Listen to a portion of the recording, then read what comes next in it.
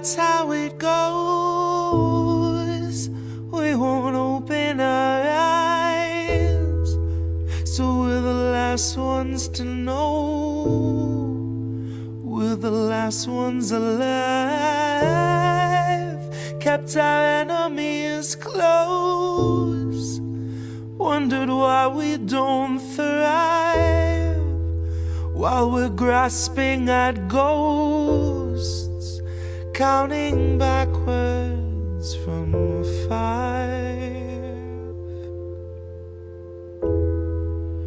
counting backwards from 5, counting backwards from 5. Count back from 5. The theater on fire, the cast on strike. The studio stock starts taking a dive. The contracts tossed and they're gone with the tide. The heads and execs, their hands are tied. We can't pump this dreck and treat you right. But what do you expect from the industry type who survive by the leeching of bodies and minds? From those who original thoughts never seem to find. So they're gonna reboot ALF before your wages rise. And it gives cause to pause and reflect on the times. If they're losing control of their fools and their mimes, when all those obedient actors who grew their careers by averting their eyes are now holding the line, along with the authors of countless scripts that strengthen the hand of that corporate grip, squeezing our throats till we take the pen and we accept and consent to the corporate drip, till you're all up to date on your pharma du jour, till you got a healthy support for the war on your lips.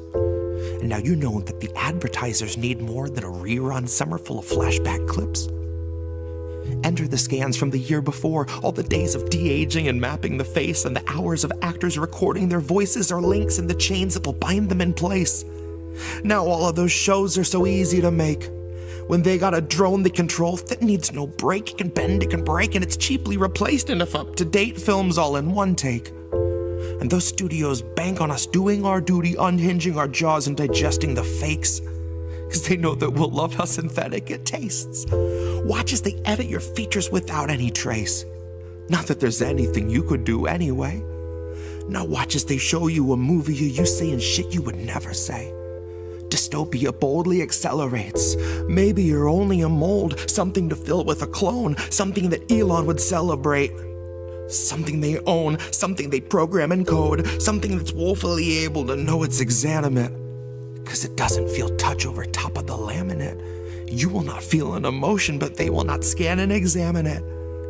You and the other consumer contaminants fed on the federal diet of Kiev, Havana, and Tiananmen. I can't be the only one weighing the pros of abandonment. I can't be the only one weighing the pros of abandonment. Where did you think we'd go? Love, there's nowhere to lie. Guess it's not who you know, more it's what you can hide. Like we're chained to the floor, they're streaming us live while we're watching the war, counting backwards from 5, counting backwards from 5,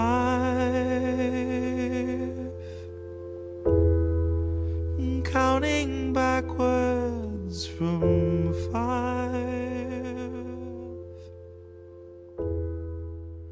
counting backwards.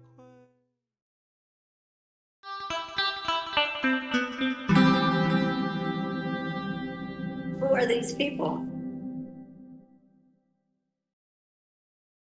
Did it work? We did the thing. Hi everyone. Who are these people? Well, it's Indy right now, but it's not just me. I've got some friends. This is Nobody Wants to Work Anymore. And you guys remember Himbo. And I brought another friend, LeeLee, and we're going to talk about work stuff and job stuff and a lot of labor shit that we just haven't really been talking about much. And hi everyone. So say hi everyone. Himbo. Hi everyone. So Hi everyone. Himbo hasn't been on INN in a few months, but everyone should know, love, and remember Himbo. LeeLee, I've been hanging out with LeeLee for a couple of years now in the AM Wake Up chats. And so we've been talking in the Telegram group quite a bit. And I've been finding that we vibe quite a bit. So I'm like, you know what? Why don't you come on, hang out with us on a show and shoot the shit? She joins normally Saturday Night Anarchy, right? They're live right now over on AM Wake Up channel. And then sometimes the Friday chats over at the AM Wake Up after the Independent Review. And but yeah, we seem to share a brain on a lot of shit. So I was like, let's go hang out. And that's why this all started to come together. And I'm glad we're here. Thank you to everyone who's already here and hanging out. Looks like we got about 15 people here. Quick, we're live on 9 platforms. Indie News Now, Substack, YouTube, Rumble. We're on Odyssey and BitChute even though nobody watches over there. We're still live there. And that way, nobody could possibly shut us down. I mean, they could try at the restream level or whatever, but with all these platforms and all these places, the whole idea is diversity and making sure that it makes it that much more difficult for them to take down all your stuff if they're trying to. So, so yeah. Himbo, well, you know what? Before we get started, I figured I'll have LeeLee kind of introduce a little bit about like what she does, and we'll talk a little bit about the work, the work environment. I got some funny stuff to show first, and then we'll get into like some articles and some other office related HR stuff. Layoffs, that's always fun to talk about, right? I think we've talked about that before. Oh. And It's painful to talk about. It's been brutal, and just looking at the news about employment news and trying to get hired and trying to submit an application in 2025. We got a lot of stuff talking about all of that. Again, I just wanted to let people, hopefully that's the right one. Yeah, I hit the right button. So that's LeeLee. Say hi, LeeLee. Hi, everybody. I don't know what you want to share about yourself, so I'm going to let you do that. So, thanks, Cindy. I appreciate you bringing me on. Yeah, the chats that we have in Telegram have been pretty interesting. I think you're like my brother from another mother. But I started in recruitment in about 2004 and worked for a variety of industries, manufacturing, worked for Tesla for a bit. That was interesting. And now I landed in healthcare for the last 7 or so years. And just, recently, well, since COVID, a lot of things have changed in terms of like how people work remotely.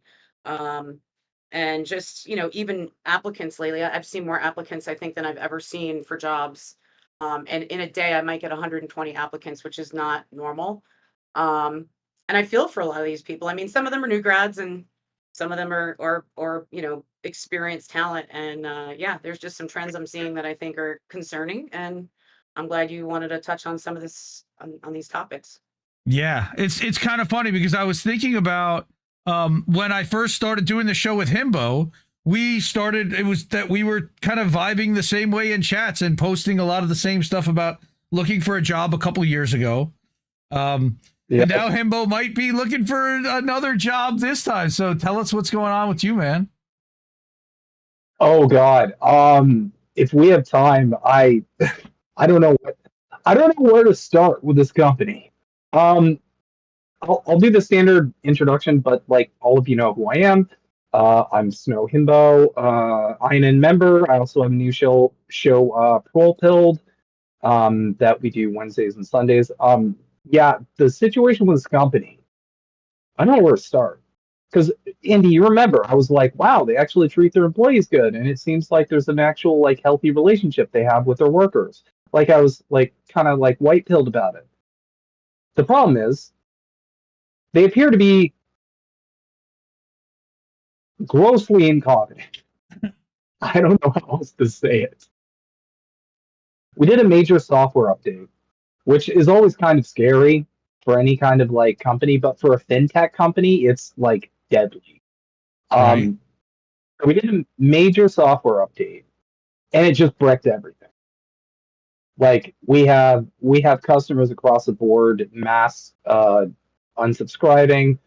They're talking about like class action lawsuits. We've had to pay Jesus. out. I don't even want to think about how much damage and compensation. It's like insane compensation damage. So, but the problem is we're also gaining new customers at like a rapid pace. So I'm not liking the direction any of this is going in, and frankly, I'm starting to worry about job security because they're also starting to now bring in like the AI stuff, and they're couching it as like, oh well, you know, you guys you use AI as a tool. It's a great tool that'll help you, and they don't understand that like that AI is just gonna be like it's just gonna take your job one day. It's gonna take all of our jobs. So I am looking for another company mostly because number one, I'm at this point, I think this company's gonna go down. I think they're just gonna like just fall. Um, this was such a catastrophic. Can I swear in here? Yes. Okay. This was such a catastrophic clusterfuck of of biblical proportions that I don't even know how we're going to recover. So I've been applying, How and large it's is been this company, if interesting. you don't mind me asking? Like, how big is the company you work for now? About 200, about 200. Okay. So I don't know, like, that's a big company in Canada for what it's worth. Yeah. Yeah. Okay. I gotcha. Um, so yeah, I've been starting the application process, and it's really cool because now they have this weird consent thing where it's like, do you consent to AI basically being your, I don't know, interviewer or whatever? And I always click no because I wouldn't be true to myself. I have a whole show about technocracy and the advancement of neo feudalism. So, Sarah Connor appreciates it, I'm sure. It's oh yeah, yeah, no, the irony is not lost. it's crazy. Abby wants to know if is it a SaaS company that you're involved with currently? Yes. So I've been working in software as a service primarily for almost a decade now. That's kind of my jam. Usually in customer success, or I'm a huge nerd also, so like high-end tech support. Yeah, that's usually my jam. And I was in But SaaS yeah, sales. I'm still doing that. I'm like referral agent. So we're both in like the SaaS tech world. That's kind of where we started kind of vibing together. And LeeLee says she's hiring developers and programmers and techs also. So because data is the lifeblood now of even a hospital system, of every company is data.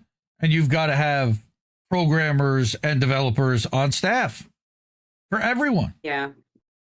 Yeah. Um, And the workflow too. I mean, that's what they're really developing on the back end, is that workflow of how, how AI is basically going to have these predictability models built into them, so you can predict a patient's outcome before when they enter the door. So that whole life cycle of that patient is now being tracked from the minute they walk in to the minute they leave, and they're constantly looking at better ways to improve that workflow. Yep, they're just, and it's not just work. Again, they're trying to gain as much data, as much information about each person as possible to be able to quote unquote treat them. But it's, of course, we've been talking about like biosurveillance and all that information about control or technocracy and even transhumanism, where they're talking about replacing, putting chips in people's heads and doing all kinds of stuff. This is all, I feel like, a precursor to that with the medical field, going after all of this data. The wearables. I know that Lone Star in the chat over on Rumble has been talking about, the wearable technology and this wide area network that basically they're able to tell who you are and have a signature based upon the Wi-Fi signals in the room, which is fucking nuts. But yeah, that is actually crazy. Like nuts. It's beyond crazy. Goddamn. Because they can tell from your heart signature and any wearable device that you're wearing and all these different data points. Palantir's going to have access to all of it. They're literally going to be able to do the total information awareness that like they talked about in the Batman movies 20 years ago.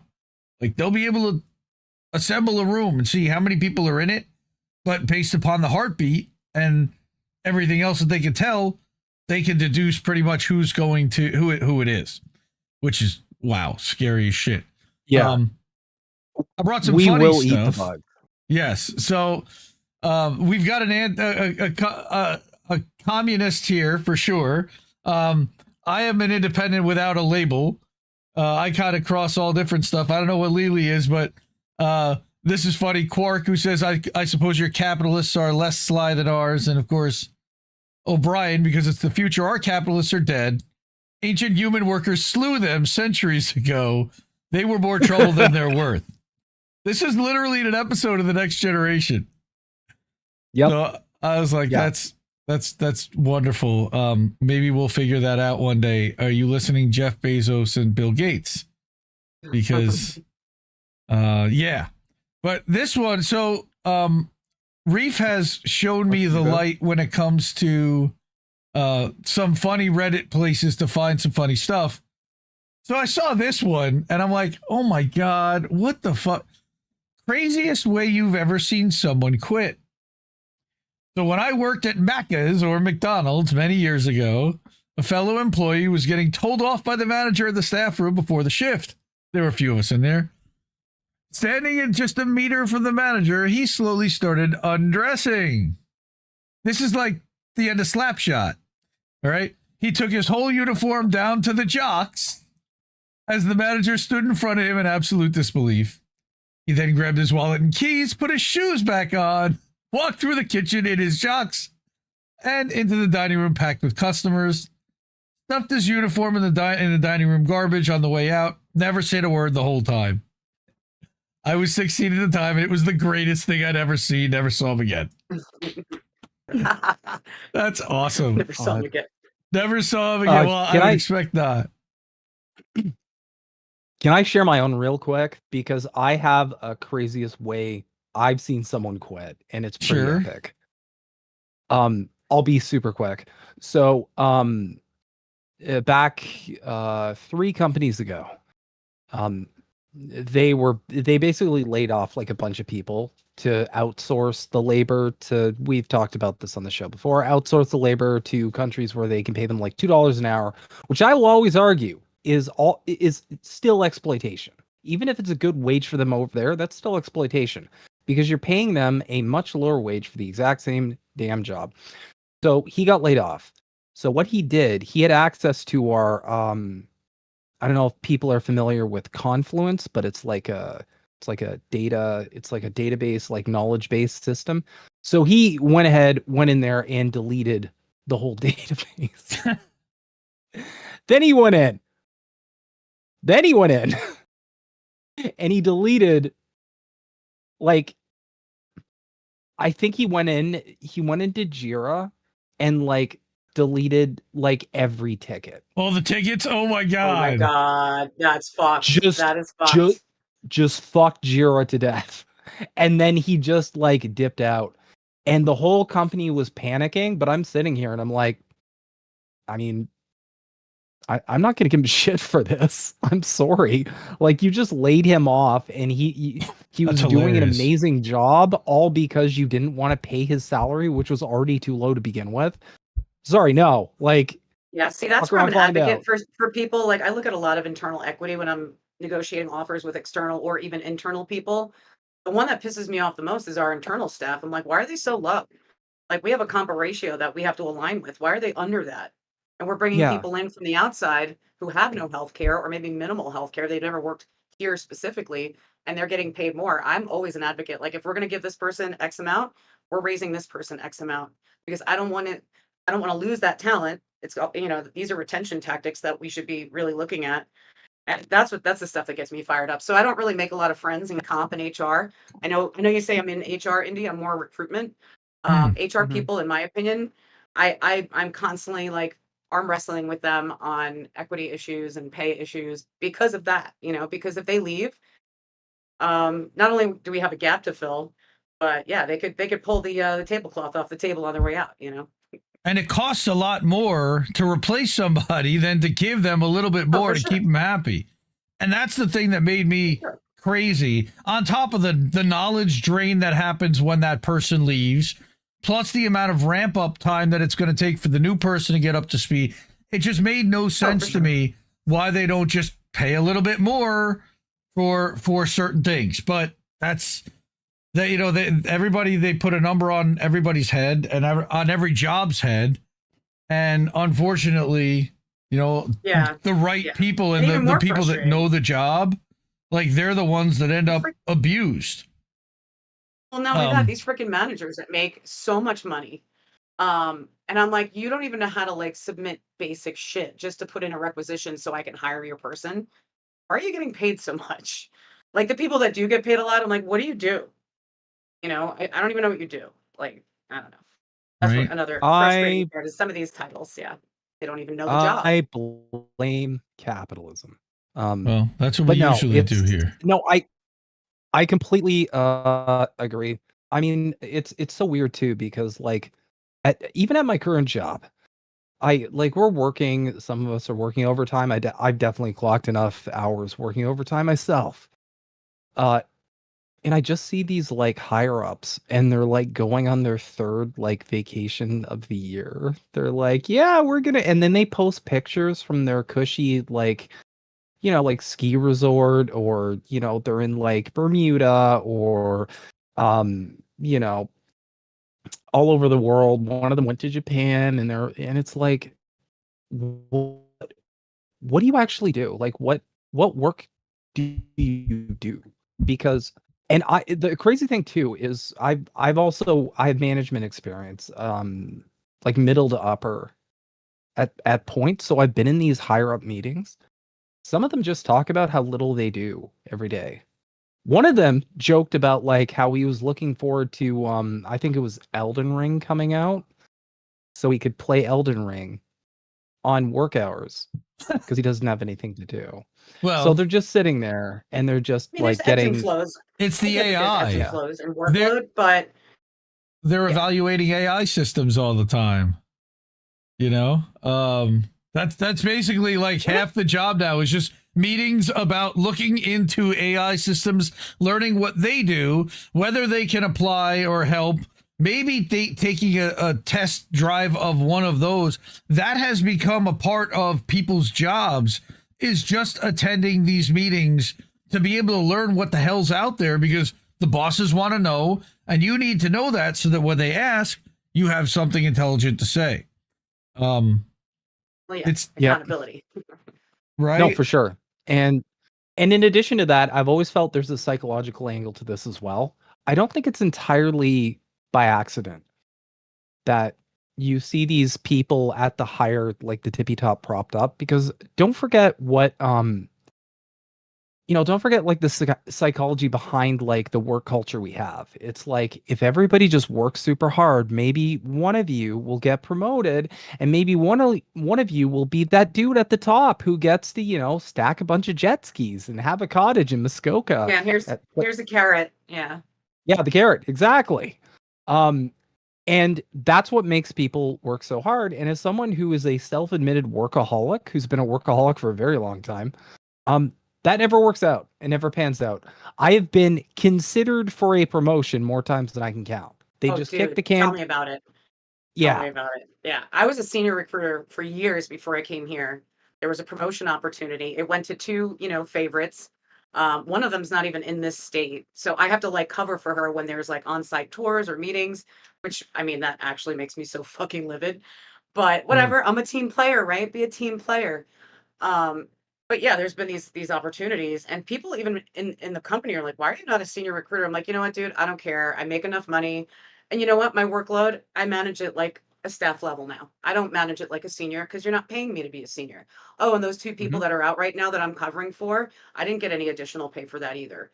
So I give them as much as they give me, and that's my attitude at this point. My attitude to staff, people coming in, that whole methodology doesn't work anymore. It does not apply. You give them as much as they give you. There's no fidelity anymore from employers. You get fired. It's an at will work, at will employment. So you can get fired just as easy as you can quit. You don't get notice when you get fired, but you have to give 2 weeks notice when you leave. I always love that. It's Yep. like otherwise you burn the Yeah. bridge, right? Yeah, and that's kind of where I'm at right now. I've kind of renounced my workaholic nature just because there's been too many times where it's like I basically helped build a company up from the ground up, got them like their biggest client, and they're just like, hey, you know what? Let's just replace you with outsourced labor from another country because we don't want to pay your salary. After that, I was like, you know what? No more of this. So now, you know what?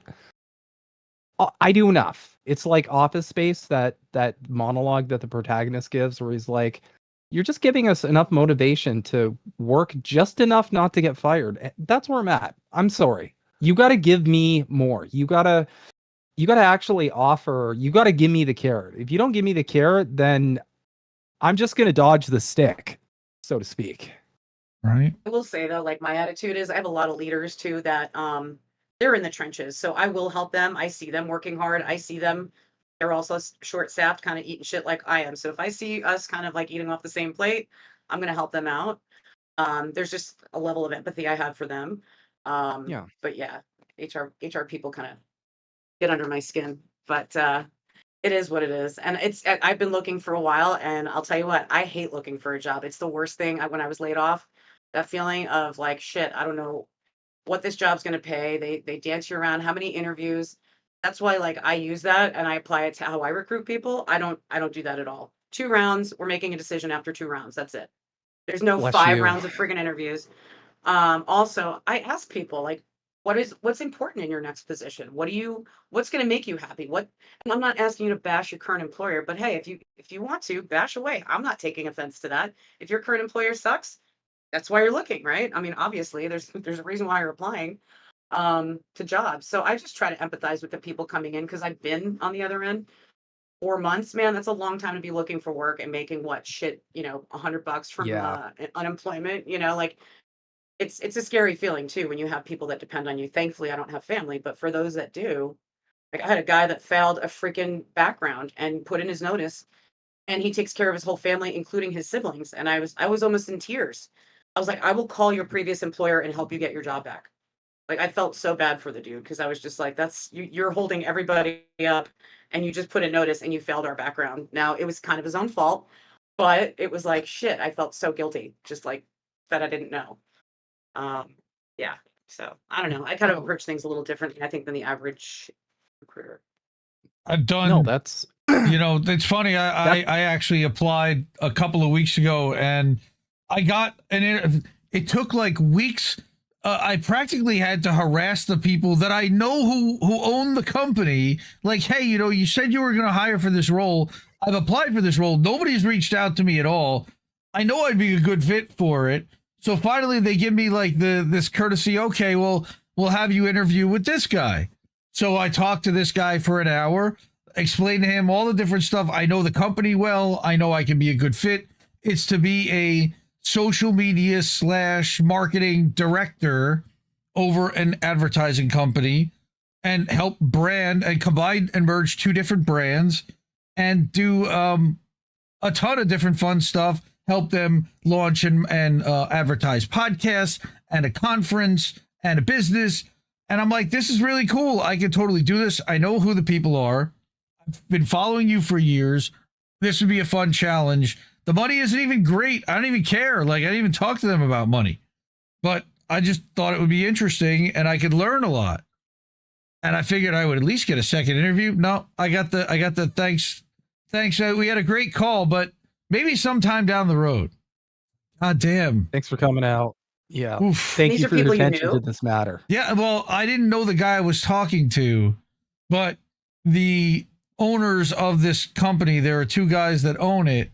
I know them well, and I've met them at conferences and done all kinds of, attended their podcasts and their live streams. And it was just surprising that they didn't even want to have a conversation with me.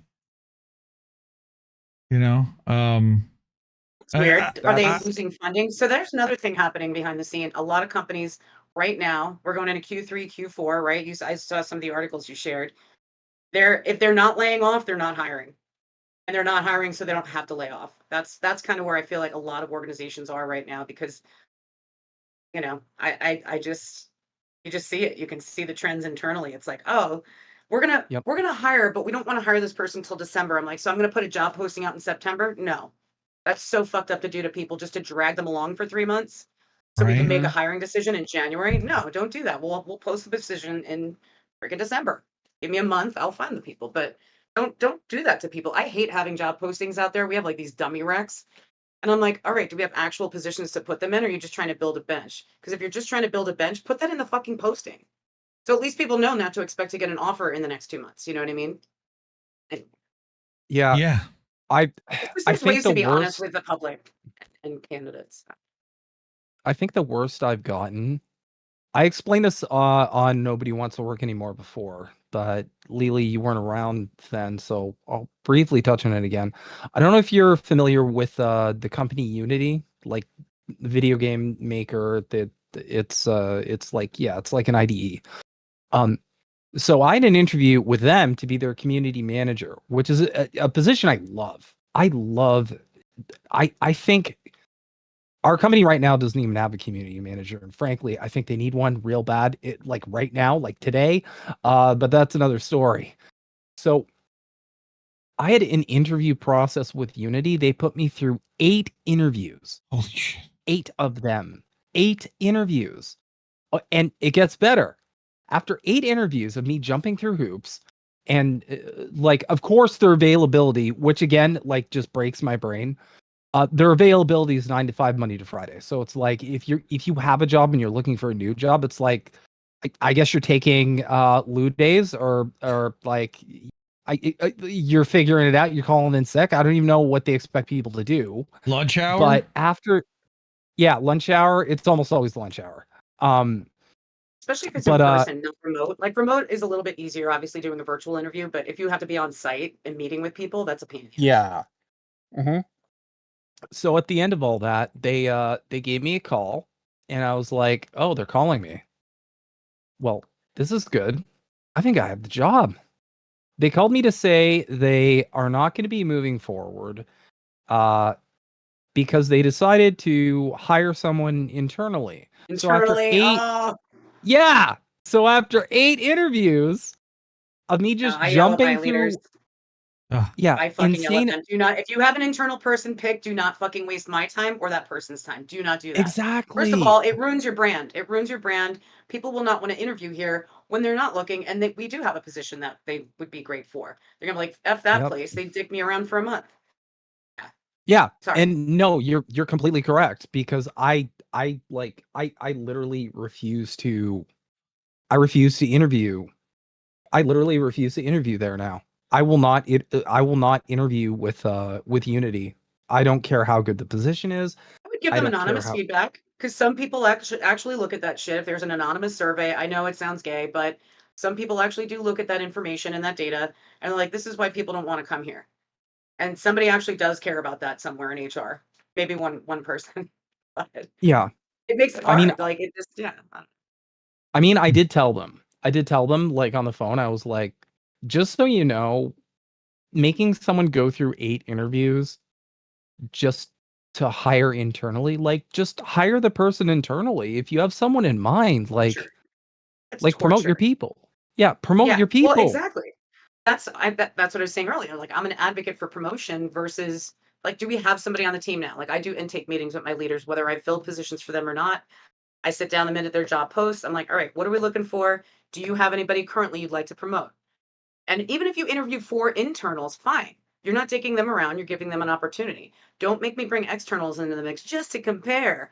No, that's not fair. You don't waste somebody's time like that just to compare them to people you already are considering. That just is such I don't know if you guys follow the realist recruiter on LinkedIn. He's funny. He puts some really good stuff out there, but it's the same exact stuff. It's like, how many rounds do you want to put somebody through just to say, well, thanks. Right, to not pick Keep your them. resume on file. Oh Well, my it's just God. like, okay, keep my resume on file. Why? So you can dick me around in the future? No, thanks. All right. Well, you Yeah. brought this Super Bowl ad about the Tide stain. I'm like, I sort of remember this. This is a while ago. So tell me about yourself. Well, you know, I'm an organized person, somebody who does not leave details out. I'm actually very, very good with groups. Group work. I've surpassed all my goals in my previous position, my prior job, and your competitor. My personality and me have surpassed their own goals. Don't go to an interview with a stain. At mytalkingstain.com. Funny. I just love how it gets louder too. See, My friend Alice and I used to do that. that was great. So the takeaway there should be, you can follow, like, I get that stains are really off-putting to interviews. That's why I just show up without a shirt on now. And, you know, it seems to work. There you go. Right? Oh, it works even better you with can if you see- got a female recruiter. Yes, there you go. she goes wild for that. All right, let me do this one. Instagram's weird. It comes in and it's muted all the time, so you got to go there and hit. I hate this. Instagram. Me at work trying to figure out what to work on next because apparently everything's urgent. I figured Himbo would be able to. Oh my god. Every day of my fucking life. Jesus. That you would feel this Especially very now. much. Especially now. It was crazy last Monday. Oh my god. So the second 9 a.m. hit, my computer was just nonstop Slack pings. Like I got tagged like 25 times. I'm so glad that Dude, I I never fucking really hate had a Teams. Slack I hate thing. Teams. You know, that's get the one Teams thing I all don't the time. miss. I don't miss. Oh god, Teams is so bad too because you got to get, like, I don't know if you're aware of it, but like in order to make Teams work properly, someone had to develop like a PowerShell script just to get it to, like, And it because doesn't. have We you can't use the call function on it. We can't use that. We have to use Cisco Jabber, which is awful. It's Yeah. abysmal. Like you constantly have to change your settings so that your headset works. But go ahead. Sorry. Also, what is with Teams and like anything when you're trying to look at like anything like an old post or you're trying to search Teams for, like, you know, correspondence from maybe like 4 or 5 months ago? Right. Why because does it people just email take you the same? it? Yeah. Right. Exactly. They want you to use Copilot now for that shit, right? Aren't you supposed to, like, my buddy was trying to tell me all about how great Copilot, like, dude, another app that's not going to work like all the other Microsoft apps. Like, come on. Oh, they're just, Teams was insufferable. And I worked for a Microsoft It's house. so bad. We used Azure. They wouldn't let me use like Google for anything. And, you know, Outlook is a terrible email program on top of it. Anyway, I'm bitching about dumb shit, but this one, speaking of resumes, but me wondering why I have to fill out my job history if I just attached my resume on the other page. LeeLee, as a recruiter, I'm sure you feel that very much. This is basic AI. This should be the minute you upload your resume, that information should be on that application. The only thing they need to know is that if you've ever been convicted of a crime, if you've ever worked here before, which you should see that on their resume, or what you're looking for in terms of salary, which people don't typically put that on their resume. That's the only reason you need an application, but all that should transfer. So anyway. HR community. The worst for me. Insta. Yeah. The worst for me is like those companies where you see the job posting and then it's like you have to create an account with our company. At that point, like you've lost like anybody who has any modicum of self-respect. But it's like create an account with the company and then like fill out all your stuff with the company, then apply to the job. Then fill out all that crap again. Like, nobody's going to do this. You're going to get people who are just unbelievably desperate. And that's it. Yeah. Because we like get short apps. We get short applies, meaning you could apply like from an app on your phone, which is great. It gives me no friggin' information on your experience. So then you end up having to do it again anyway. So really it's just to get them on the hook. And then when you reel them in, it's like, all right, now you have to have them fill out that information again. And then, yeah, good times. Right. And then we've got so HR to business. Yes, this survey is 100% anonymous. There's no way we can invite it. We can identify individuals. Dude, All right. I actually went through our data because I have access to our exit data. I love Our Babs. organization had a layoff. No, our organization had layoffs a couple years ago, and they sent a fucking survey out to these people that they fired. Why did you leave Renown? Oh, shit. Sorry, I was supposed to say my company. Why did you leave? And they're like, you fucking fired me. Why did I leave? You morons. Like, like they really sent an That's exit survey out to people. that's they laid off. incredible. That It's is like retardation. what are you twisting the knife at this point? Like what are we doing here? Nope. Why Somebody did made you a leave really the bad company? mistake. Yeah, somebody made a really bad mistake, sent us to the Ugh. wrong people, and yeah, whoopsie. And then Help, frustrated a bunch of people in our community who had already been frustrated because they were fired. So good job, help guys. us Yeah. fix it afterwards. Like, yeah, we know we couldn't do it right for you, but help us not lose the next person. Why? Fuck off. Like, But I'll tell you what, man, I saw some of the stuff in those, like the reason why people legitimately left, not being laid off, like other reasons. And some of the information on there being like sexually harassed at work, like real big violations with HIPAA and OSHA. And I was like, damn, that's, it's scary, but yeah, it's anonymous, but stupid people will put their name in there. I'm like, why would you put your name in there? Now it's definitely not anonymous. right? Some people do want a response, which I get, but yeah, it's interesting. Nick over on Substack says my HR outed me during an anonymous survey for an AAR. I don't know what an AAR is, but that's crazy. Crypto bros have been Automatic. my enemy since I couldn't get a fucking GPU in 2018. Yeah, that's fair, Descent in Bloom. They are eating up all the good video cards for sure and driving up the price thanks to crypto. It's also made Nvidia a $4 trillion company, by the way. So just so anyone's curious, AER stands for Angry Aardvark Rapper. I'm pretty sure. Oh, after action review, he clarified. 90% Thank you, sure. Nick. That's crazy. So yeah. No, Nihilo's correct. Automatic assault rifle. That's our anonymous Solidarity. survey. But I love this one. Always give 100% at work, everyone, which means 14% Monday, 26% Tuesday. You got to be giving it all on Wednesday so that you can do slack have off to, though. Thursday Wednesday's and do almost like- nothing Friday. Wednesday's catch up from the slack you did on Monday because you were hungover. Right? Most likely. I love somebody Yeah, going, exactly that too. I've been giving work 500% every week. Oh, damn. Yeah, you kind of have. No, but yeah. But the funny thing too is that like I said this at one of our dumb hangout meetings at work. I'm like, wouldn't it be nice if we were the person at our job on Wednesday, on Monday?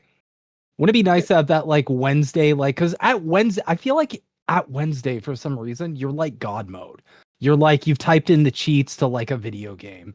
But Monday, you're just like, I forgot what? You like, it's usually you the just, 2 like, days off in between because you've put massive amounts of drugs in your body in the meantime. But that's just what? We've some of actually us. talked about 4-day work weeks. does We've actually that? talked about 4-day work weeks where we do like 4/10s. I was like, I'm down with that. 3-day weekend. Well, yeah. And then like No, have some people do Monday through Thursday and then other people do Tuesday through Friday and coverage is covered.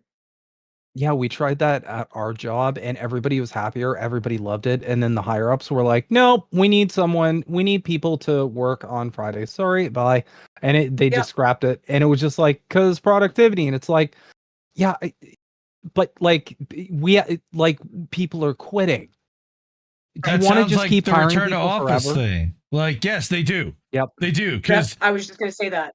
Returning people to work. That was I don't understand the logic behind that whatsoever at all. it was the commercial real estate. That's the simplest answer We that I covered have it. there is, well, we nailed it. We were talking about this 2 years ago on the show, was that all of a sudden the commercial real estate market took a dump because nobody wanted office space anymore. And you had all these empty buildings and all these people holding mortgages that were depending upon rent that weren't getting massive amounts of rent, which is, of course, a write-off. And all these businesses that were saving a ton of money by not having to pay rent were like, oh, this is much better. But for some reason, they squeezed out all these remote companies and one by one, and that's actually one of the stories that I have later on, is the douchebag Larry Ellison's son, David, that took over at Paramount, CBS, which is now Skydance. He's now, starting in January, I'll jump right to it now, forcing everybody back to work 5 days a week into the office. All right. Either return to office full time or quit ahead of layoff. Well, Jesus Christ. So wait a minute. What a demon. There's no guarantee that I'm not going to be laid off anyway. And there's a guarantee that starting in January, I have to go back 5 days a week and start spending the money and commit the time to commute into the office. Commute. I hate it. I hate his forehead. I'll take my I check. hate that Oh forehead. my God. I hate I'll his take my face. check, thanks. Get the fuck out. Yeah, but see, he's just a front. He's a front man for his dad. This is Larry Ellison. This is Oracle. This is CIA taking over one of the biggest media conglomerates in the world. He looks like a fucking lizard. He looks like an actual lizard. Long stalled $8 billion merger with Skydance and Paramount. So now he's the CEO of Paramount. He runs all of CBS. This is why we're hearing that they're talking about paying $100 million to Barry Weiss for the free press, and maybe even making her some kind of news editorial director of CBS News. They already made her the ombudsman there. It's fucking nuts. So now this school was allowed to buy this company for $8 billion that they didn't even have. So he's going to leverage and borrow to the hilt. But now they're telling all the employees, hey, plebs, get the fuck back to work and get into the office. All right? Yeah. Some of my most formative moments of my life happened in rooms when I was a fly on the wall. I've never seen that happen on a Zoom. Dude, it's...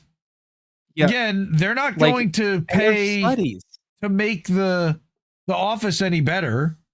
It's I don't know. It's wage slavery. I would not want to go work for these you assholes. Get pizza, Indy. You get pizza once a month now. Maybe. You get shitty coffee. You get stinky bathrooms that, nobody knows how to flush anymore. Sorry, not to get gross, but I mean, I worked in a building where we had 2 floors that used one bathroom because there was only one bathroom for 2 floors, and that was just stupid. Wow. Thankfully, when they moved us out, Floater they're using City. that space. Huh? Floater City, is that what you said? Floater City. You're just like, wow, that's a lot of You corn, just- sir. You didn't want to be the one getting, like, when you were coming out, you didn't want people seeing you like, oh shit, they know it's me now, and you're just like, what the freak. Destroying the bathroom. Yeah, there's plenty of people that do that. I should have brought the Chris Rock thing. I ain't shit. You keep shitting. I ain't quitting.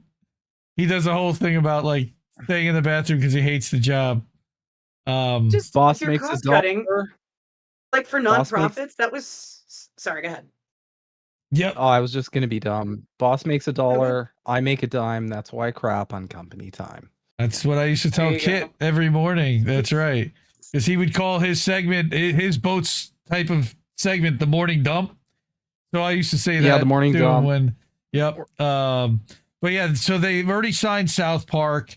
They signed the thing with the UFC, and now they're signing up. What's her name? So they're just on a spending spree.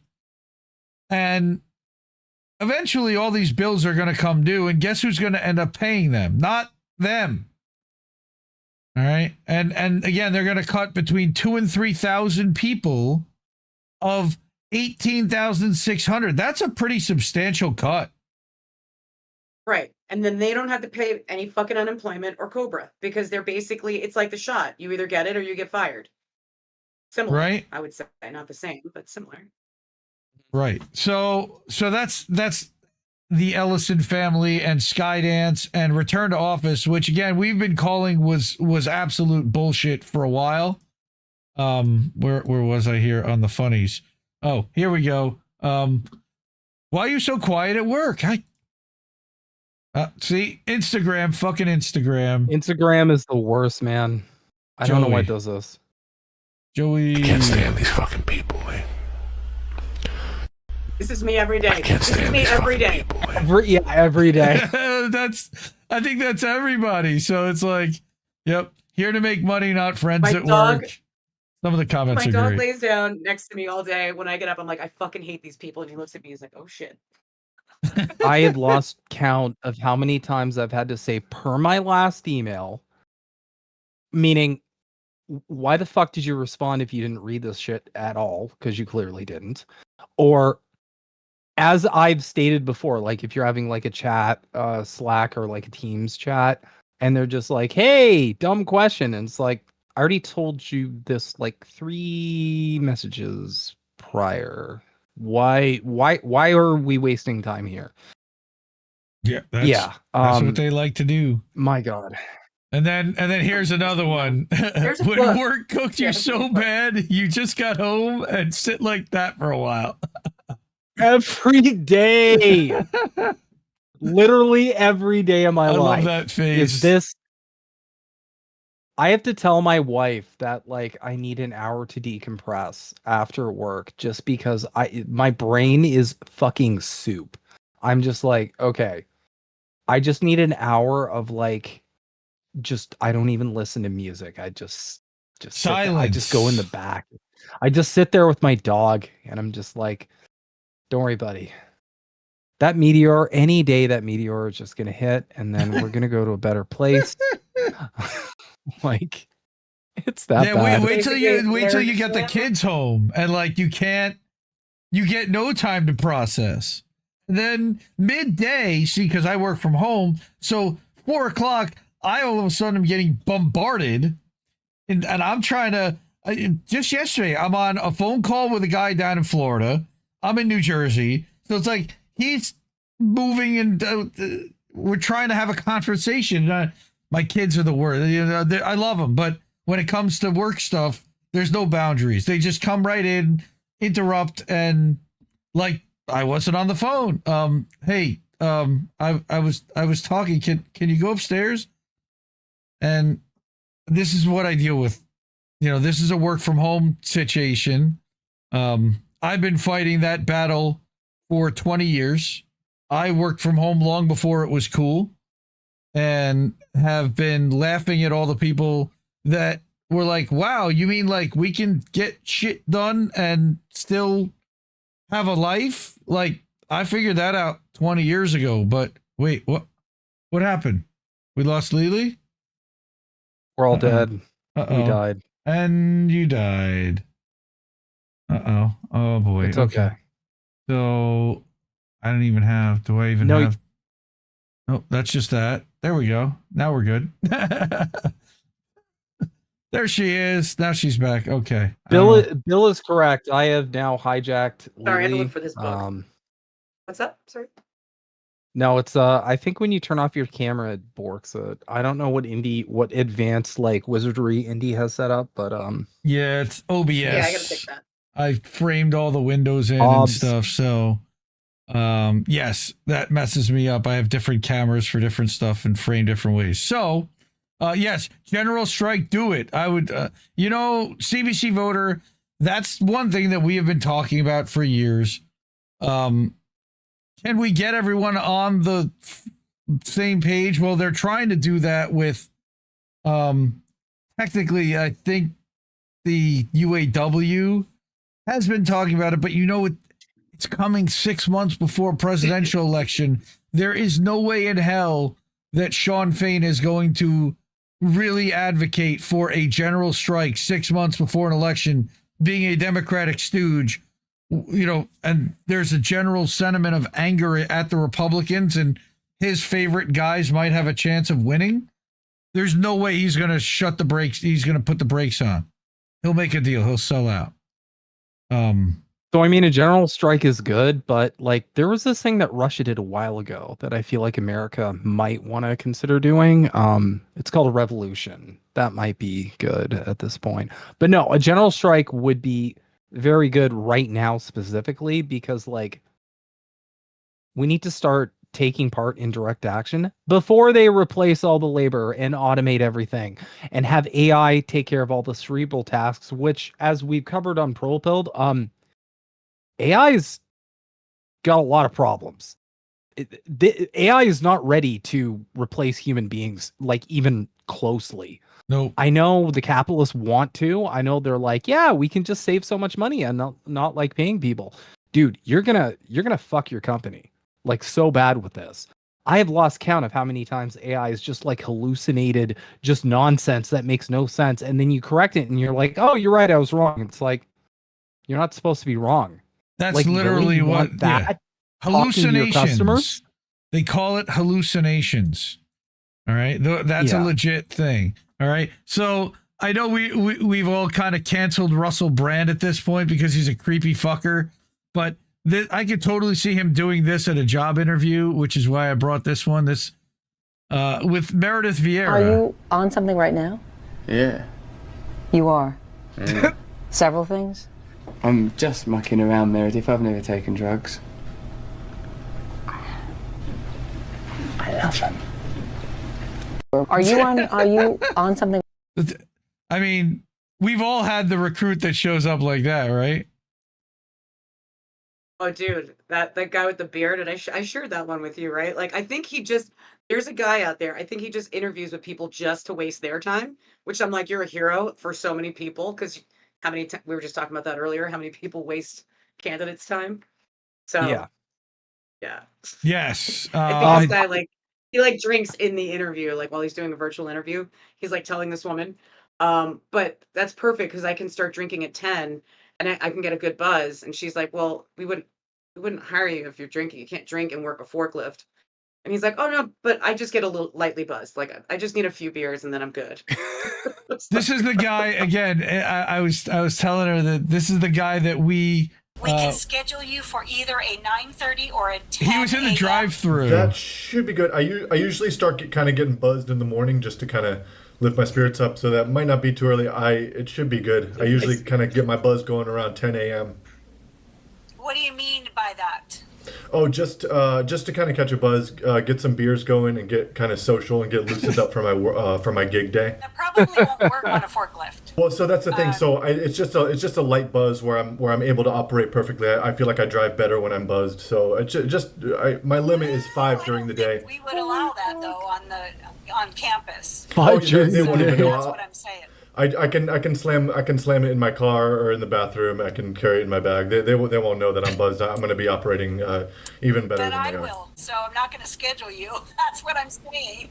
Oh no, even you won't. I'll be so incognito with it. No one will find out. I like to be buzzed kind of throughout the day. It helps me just helps me flow. We can schedule you for either a 9:30. Yeah, he's got a lot of funny. That's good. Yeah, that was the dude. That's so good. He was doing the interview at the drive-through at McDonald's. I think was the last one that we did that we showed with him. We can schedule you. Hang on, and then there's this one, of course, Eddie Murphy. People do that. I've literally had people do that, like where they're fucking out and about. I'm like, do you want me to call you back? Or the worst is when they have a fucking screaming kid in the background. Sorry, I get it. The kids are always like the worst when you don't want them to be. But dude, let's reschedule. You know, like hearing that in my ear on headphones, no, not cool. The worst is like team meetings with like your team, and all you're hearing is like just insane kid madness in the background. Or background, and every time they noise at all, and like, you have really. to tell them like, can you please mute? Please mute? Can you mute? Please mute. Please mute. And like a lot of them, they just don't. Like one of these managers, they were like, how do I what's the mute? And I'm like, how do you make double my salary? How do you here's do it? Here's how Himbo feels. Literally don't. Do I look like look at me? No, Sharice, look at me. Do I look like I care? Look. I don't care. Look at me. Do I look like I care? That's Himbo right there. Look at me. Look, no. That is Sharice, me right look now. at me. Do I look like I care? Look. I don't care. Okay. And then you know this guy Who's this guy? Oh, he's so good. Here Scott. Family. No, we're co-workers. We're in a store, not a Vin Diesel movie. What do you think this is? Fast and Furious 10 dollars an hour? Hate to disappoint you, but I've applied to 40 other families this week. We're not family. We're acquaintances who keep our lunch in the same fridge. This is just a job. At this job, we're a family. Yeah. No. Yeah, he's a stand-up comedian. He does this shit all the time. Yeah, he's good. Yeah. So it's funny. I have this little book called HR Approved Ways to Say Things I Can't Say Out Loud at Work. And one of Oh. it is what you really want to say. You think any of us are happy being here on a Friday night? HR approved alternative. We're a family. Yeah. Sorry. It works. I mean, that's kind of the shtick that our company gives whenever. So our company basically has the justification that we have to work like every holiday, pretty much, except the like big ones, because like the customers need help or whatever, and it's like these are the corpos were like, these are the real moments where we can bond as co-workers, and I'm like, I just want the holiday off.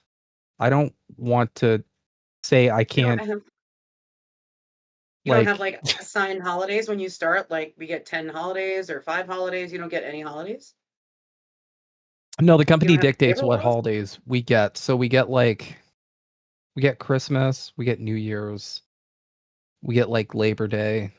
Oh, I you feel don't like have any like company. federal holidays. Like the really No. big. He's in Canada, so he's got Right. slightly different holidays. But his Thanksgiving Yeah, is we've all got fucked up, and he's got Canada Day July 1st, so that whole country shuts down that day. I know that. No, it's true. We have National Moose Day, Honor the Maple Day. We've got Igloo Day. Igloo Day is huge up here. Columbus Day. Do you still I'm honor Columbus with your indigenous? Good total. Kameshwari Kate can tell us all about Igloo Day, right? She lives up in BC. And I don't know if Yeti's watching. Well, Yeti's in Nova Scotia. We got a lot of Canadians out there in the audience. If you're Canadian, say so.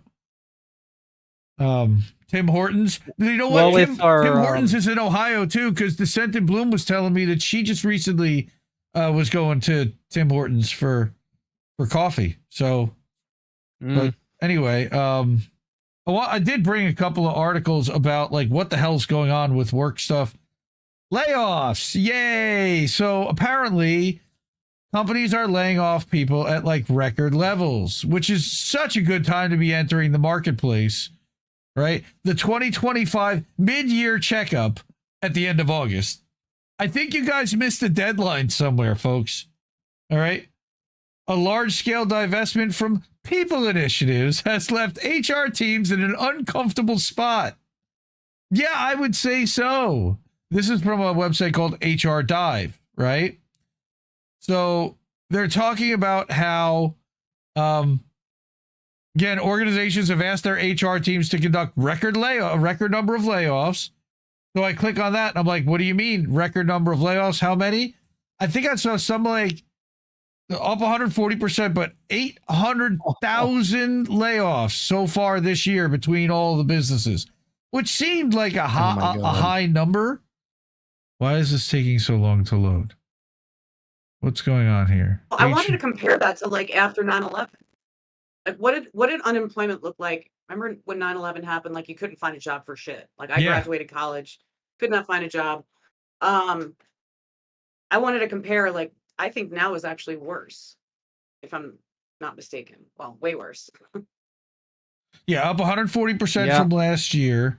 All right. That was, I think it was over 100,000, and that was just tech jobs this year lost. All right. That's the thing I was looking for here. HR professionals are feeling squeezed too, according to their State of the Workplace report published in March. 62% of professionals are working beyond their capacity, and 57% their departments understaffed. Not a surprise. People are making us all do more with less. And the justification for it is, well, the AI is coming. And this is the thing that pisses me off, is that nobody asked them to make all this investment in AI. They just decided that it was the priority. It didn't have to be. Companies are already earning record profits. Not to mention, if you really think about this AI shit, it should piss you off even more than it does. Because AI, the only reason AI can do what it can do is it's built off the knowledge. It's built off the backs of countless people, countless Humans, workers, yeah. countless people's human labor. It's built off the backs of all of those people. It's being trained and taught by real human beings using it. And now it's going to be used to basically cause mass unemployment where people will not, unless we have some kind of like universal basic or like something, it's just going to result in the decline of countless people's material conditions. Well, they're going to have to figure some other way to make money. They're going to have to figure some other way to make money. I let people at work. Not use it. Everyone's going to have an OnlyFans. Fuck. I mean, know, right? Look, 67% of companies integrated AI tools into their orgs as of this May Owl Labs report. All right, so cracks are beginning to show, like it shows, that, like you said, workers don't have the knowledge to properly use it. Forget about the glitching. It's that I don't know the prompts to properly get the results out of ChatGPT that I'm looking for, or to generate the image that I'm looking for with the right, styles and everything else out of a Midjourney, for example. Knowing all of these tools, understanding how to use them, the nuances of all of them, as fast as they're coming, and then being sunset, so that knowledge is then worthless once that next version or the next big mousetrap that beats that one exists. I'm kind of feeling that way right now with publishing programs where I've invested years in learning Substack. And now I'm really fucking worried. I'm going to bring a story tomorrow night about Substack just turning somebody off and them losing their whole publication. It was due to some violation that they never explained what it was. But in the meantime, they couldn't post. They couldn't download their subscriber list because there was some violation. I thought this stuff belonged to you. Like, what happened? So I just feel, again, the AI, and I've been having trouble with the Substack AI bots for help quite a bit. And I've been documenting this for months, how if you have a problem, you're basically kicked to an AI bot. And I said, I don't want to talk to a bot.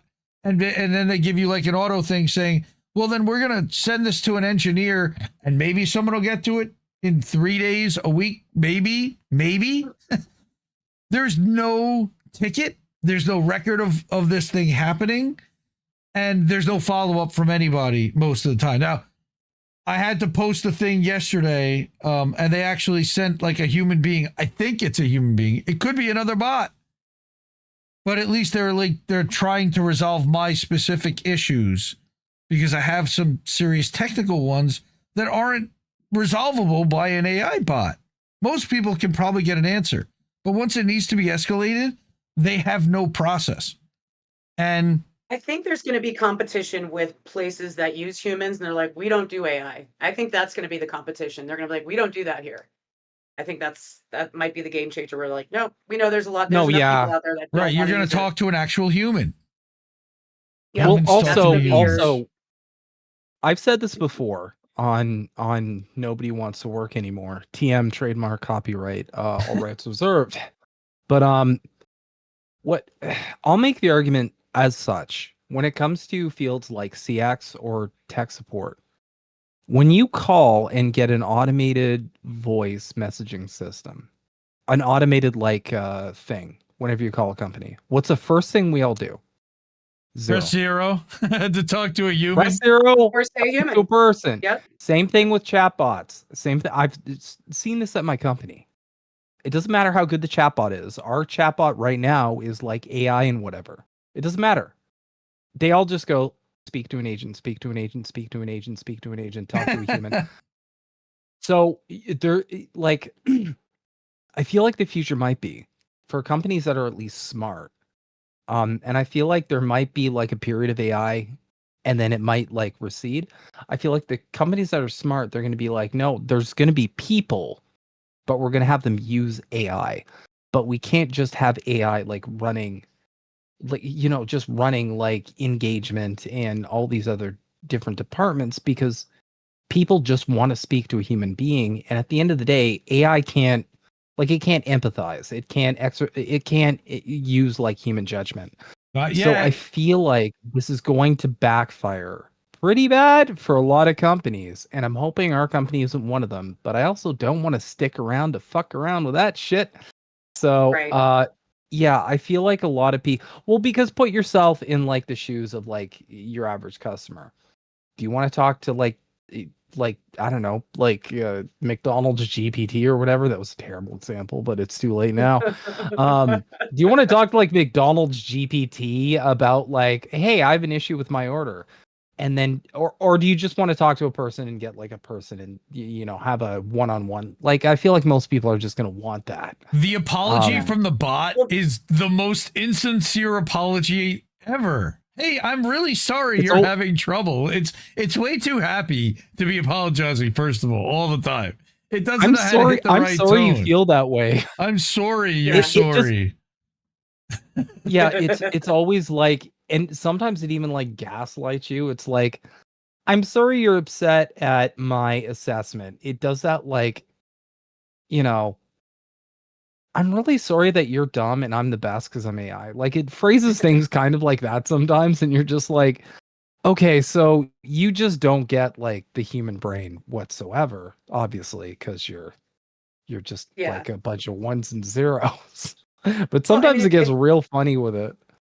Yeah, I mean, if it's replacing bad customer service, I'm down with that. But if it's I've had bad customer service, and I was accused of having microaggressions or macroaggressions, and I was like, because I asked you where you were located, I was buying a Mexican tool, like a cooking tool, and I was like, so are you in Mexico or are you in California? She's like, I'm sensing microaggressions, and I was like, no, I'm actually dealing with incompetence from your company, and that's why I'm talking to you. So let's just call a spade, and let's get my situation, you know, the order that I ordered. That's it. I just want it. The owner of the company actually called me, apologized, ate the cost of the thing, which I told her, I was like, I'm not looking for you to eat the cost. Actually, UPS is going to eat the cost, but whatever.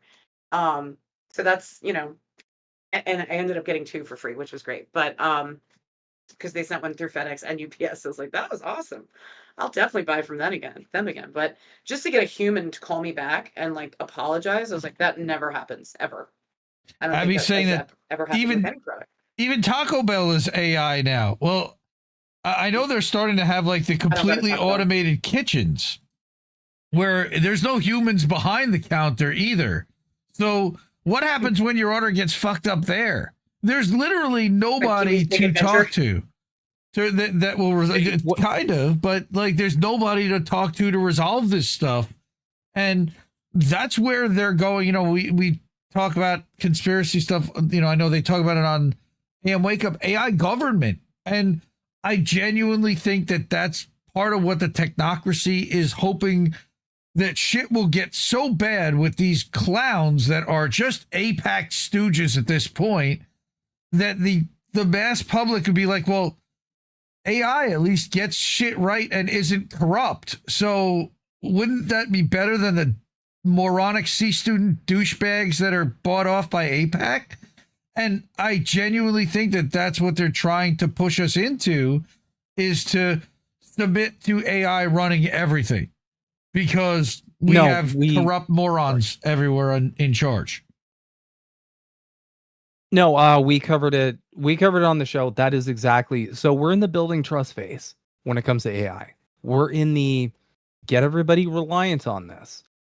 Because people aren't sold yet. They're not sold yet. They will be, because they're going to incorporate it to the point where human beings as a totality are reliant on AI just for fucking everything. We're already kind of getting there, where it's like you're seeing people kind of just asking whatever AI LLM, language learning model, just, you know, questions like, hey, what do I do with this? What do I do with that? We're already in that point where we're being primed to do it. Once we're completely as a society reliant on it, that's when it's going to really hit. Yeah. Well, and there's a couple of problems. First of all, we've all talked about the power problem and the resource problem that all of these AI machines and data centers are draining. But this one's another one. You know, companies I thought existed to generate profit and invested in products and solutions that generated profit. However, 95% of enterprise generative AI pilot programs have no measurable P&L impact, according to an MIT report. That is a glaring fucking red flag. They're just throwing as much money as they can at this thing with no idea of how they're ever going to recoup return on investment, and they're draining resources on top of it to do that. It's like, when everything crashes and hits the wall, what the hell are we going to what are we going to do then? Completely have been dependent on this technology and these data centers powering everything. We're not going to be able to sustain all of that. And again, here's the other light at the end of the tunnel. 40% of agentic AI projects could be canceled by the end of 2027 due to costs, unclear business, or inadequate risk controls, meaning that they're going to continue to lose money until the cows come home, and eventually people aren't going to want to fund this shit. That's what I see happening here with AI. Again, the glitches, people are realizing that they have to train their replacements, basically, in all these AI agents. Couple that with biometrics. So now I can't even access my friggin' Hotmail as of yesterday because I didn't do the face print or the fingerprint, or so now I've been resetting my password, and then they're like, nope, you can't do it this way through my, where they text you the code to your number. Right. And it just keeps running me in fucking circles. I'm like, this is now I can't even access my fucking email. Now, granted, I did start forwarding things to my Proton mail because I never have issues with that. I should have gotten ahead of this probably a couple weeks ago when they're like, oh, that's okay for now. Skip for now. You don't have to do it for now. But then eventually they pull the fucking plug, and now you can't even access your information. That's pretty fun. Right. Thank you, Hotmail. I'm just trying to think of, so that's Microsoft. Again, Microsoft, because thanks Israel. Just thank Israel for all this, because they're basically the reason why all this is happening, is because they want to know who's saying fuck Israel. That's really all they're trying to do. And guess what? Fuck Israel. Hey, I'll say it all day. I'm saying it. Everybody here says it all day. Fuck Israel. Yep. All right. I listen. I just want everybody to know, if you're ever listen, don't ever kill yourself, because you need to outlive the Zionist entity. That's what I'm going to say. I don't care how dark it gets. You need to be alive to witness the fall of the genocidal empire. Right? Jesus. Stay alive for Jesus. But yeah, so AI has, and it's funny because I saw this thing about a 17-year-old kid. So this was like a LinkedIn thing. I gotta find it here. I had it. Oh, and yeah. now I lost it. Okay. Go ahead. BRB, one sec. Keep talking. I'm listening. Okay. Don't turn off your camera. Good. Where'd it go? I lost it. I had it. I lost it. All right. So this kid, here it is. It's toward the end. Okay. 17-year-olds programming AI to take our jobs. And I thought this was interesting also to bring up. All right. That the most cracked developer Arno is underage. All right. 10 years of experience, AI native, still has 1 year of high school left. You mean you're exploiting children? On his second day working with us, he rewrote an entire library that had been bothering us. 250,000 lines of cursor code accepted in the last 30 days. All right. The AI native generation doesn't see these tools as a threat. They just ship because they're brainwashed. Okay. And they don't know any different. They're 10x developers and they're going to take your job. Great. So we're exploiting our children, and How we're bad going is to your use library? What's that? How bad is your data library that you need to even do that? 250,000 lines of cursor code to be rewritten. That's pretty bad. But the point is that they're literally using these 17-year-old kids now, paying them nothing, and they're using the AI tools natively. They don't really know any different, and it's a frightening world, because good luck. I'm in my 50s now, and finding a job is certainly a challenge these days. They start looking at healthcare costs, for example, for a teenage kid versus an adult that has wife and kids. 3 children. Yeah. And they're like, we're not necessarily, we want to go younger. We're looking to, and it's a reality that a lot of people are dealing with. And, I don't know what the answer is, how you get around something like that. So there was another article that you wanted me to bring, LeeLee, from Yahoo and the Telegraph.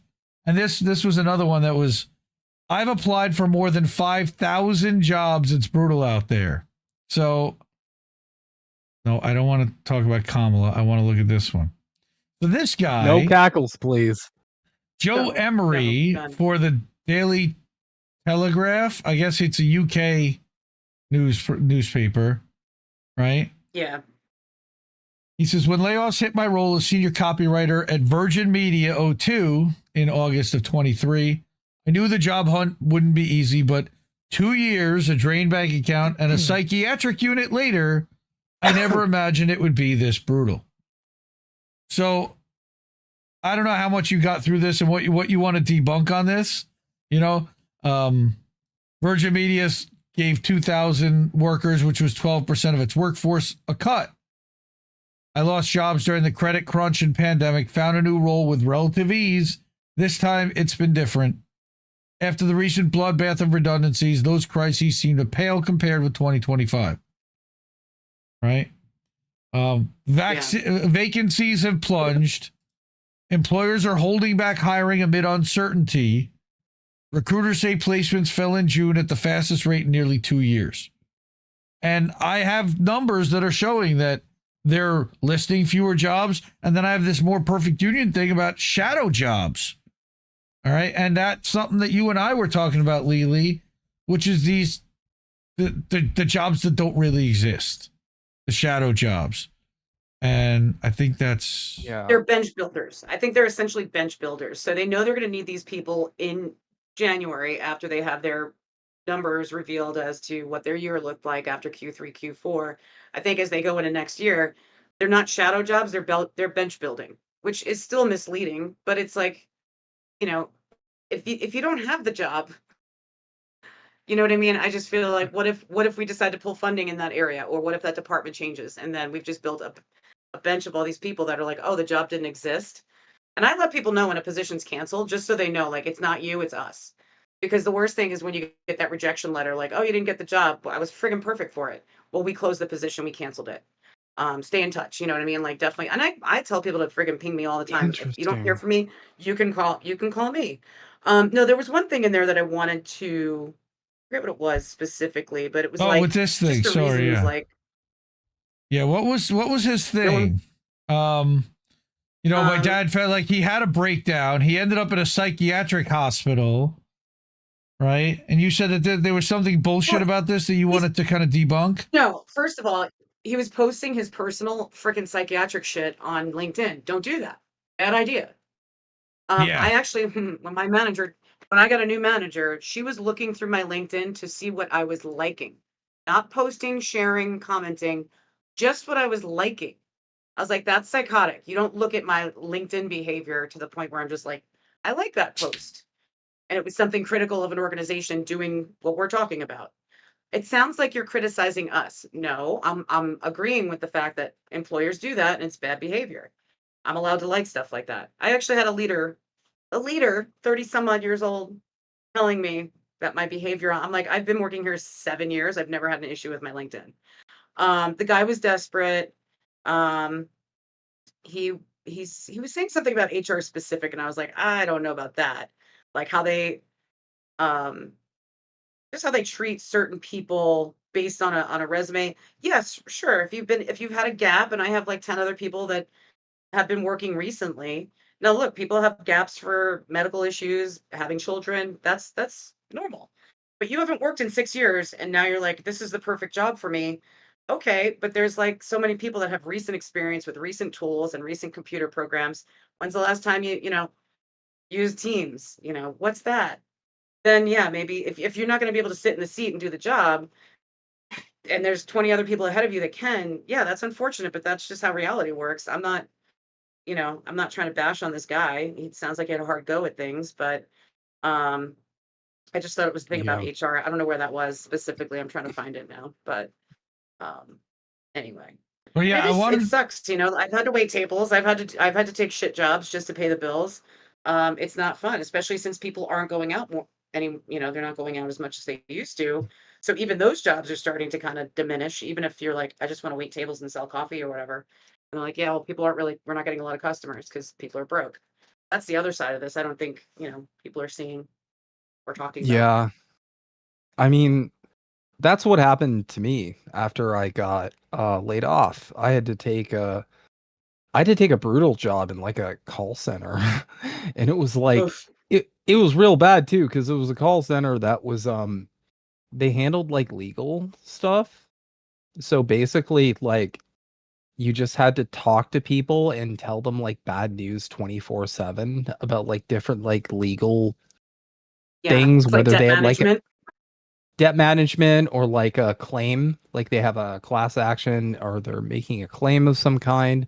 And we just had to tell them like, hey, so your claim was denied. And they would just yell like it was so bad, right? Like you were just getting yelled at on the phone all day and the pay was garbage. But it's like that's a lot of people now, where it's like the idea of having a career is as precarious as it's ever been, because you don't have that luxury, and because of the system we live under, we don't have a bottom. Everybody's like, we don't have a ceiling. No, we don't have a bottom. That's the problem. One emergency, one job loss, it is so easy to just have like roll a one. That's a D&D term for people who don't understand it. To just roll a one and then you're homeless. That's it. And that happens to a lot of people, where it's like you just have that like string of misfortune and all of a sudden you're homeless. And then you're like this weird, like looked down upon kind of like Brave New World mutant sort of people. Yeah. Well, my suggestion, go back to school for a trade, because we need tradespeople like never before. We don't have people that can do basic fucking cabinets, carpentry, Plumbers, HVAC, plumbers, any journeyman job. electrical. Those Let me tell you, jobs are electrical so guys needed. are They're still needed. definitely. Till the robots get smart enough to be able to do all that stuff. But this guy actually did post something about that I thought was interesting. Given the job hunt and the free time that comes with unemployment, I spend a lot of time on LinkedIn. That's a bad idea, and here's why. It isn't always the most pleasant place to be as an unemployed person, because the platform is glistening with other people's success stories, even though half the time they're lies. Sometimes they're not. And detractors lurk, ready to tear me down for talking openly about my struggles. Yeah, don't talk about that on LinkedIn. Don't talk about your struggles. Not on LinkedIn. There's certain platforms you just should not. No, dude, it's not live It's not journal. Facebook. Like, no, and some people use LinkedIn as Facebook, and I have to say, that will turn me off to a candidate. I use LinkedIn, but I have so many applicants right now, I don't really have to. No politics on LinkedIn. That's like a big no-no. You know? Yeah, no politic here. No politic here. Like, I do not need. No politic here. I don't want to see somebody's like gushing over Trump in a business forum. Like, I don't, because I don't know why you want to alienate half your potential customer base immediately by saying, at least half your customer base, by saying that you side with this person, or you think that this political thing that has nothing to do with business or money is making you mad. Like, It's I've not seen like that bashing so Elon on much. Twitter, because that's fun. That's actually fun. That's Right? why all I do on LinkedIn is sign in every day, type death to the IDF, and then sign off. That's kind of my. It's definitely going to help you find your next job. Sure. The Zionists For sure, don't run yeah. LinkedIn at all. Did you see they don't.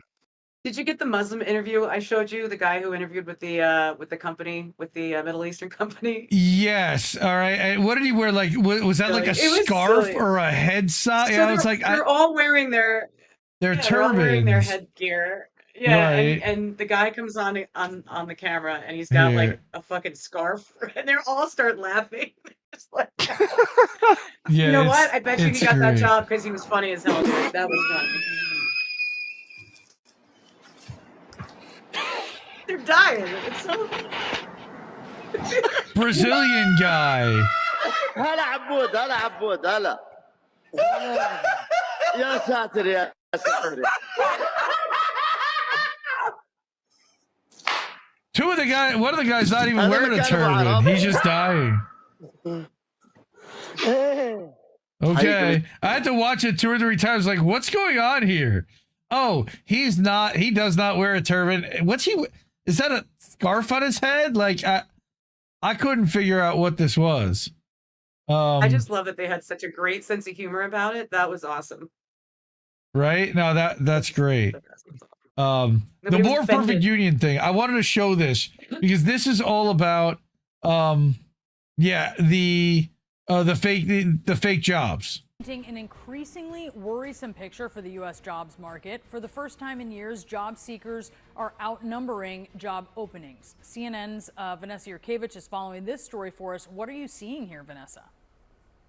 Yeah, this is a JOLTS report that we get every single month, and it precedes oftentimes the jobs report that we'll get later in the week. But this JOLTS report essentially revealed that there are fewer jobs available than those that are looking for those jobs. So in the month of July, it reveals that there are 7.18 million jobs open, and there are 7.2 million people who are unemployed looking for a job, so a little less than 1 job per person. And what this really signals is that there is starting to be a softening in the labor market, which very much starts to back up what we saw in July's jobs report, which showed a weakening of hiring, just 73,000 jobs added in the month of July, which led to President Donald Trump firing the head of the Bureau of Labor Statistics, which puts out that monthly report. Now, this report should be taken sort of as a brushstroke in a painting of what we're looking at in the U.S. economy. But where job openings are versus where they are not comes across a multitude of sectors. So healthcare and social assistance, fewer jobs there by 181,000. Retail and trade, also fewer job openings in that sector by 110,000.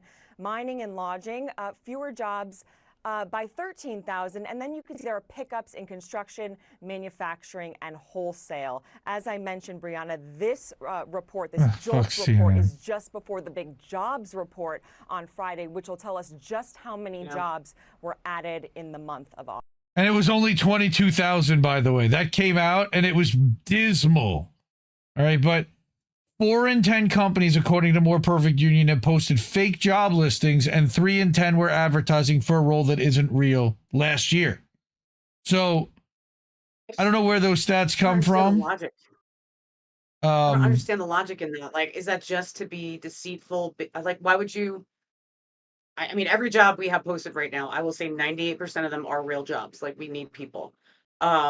I'd say we do have some dummy recs where we have apprenticeships for CNAs, which are, certified nursing assistants. We have we start posting those jobs like months in advance because we have to screen through a lot of resumes and then schedule all those interviews. They have to be certified. Like, they can't just be anybody. But I don't, I'll post a dummy rec here and there just to kind of drum up some different, like, Epic. So we have a lot of Epic builders. They do all the modules for, different hospital units. And I'll post a dummy rec with like all the modules listed so I can at least start building some, like reaching out to people.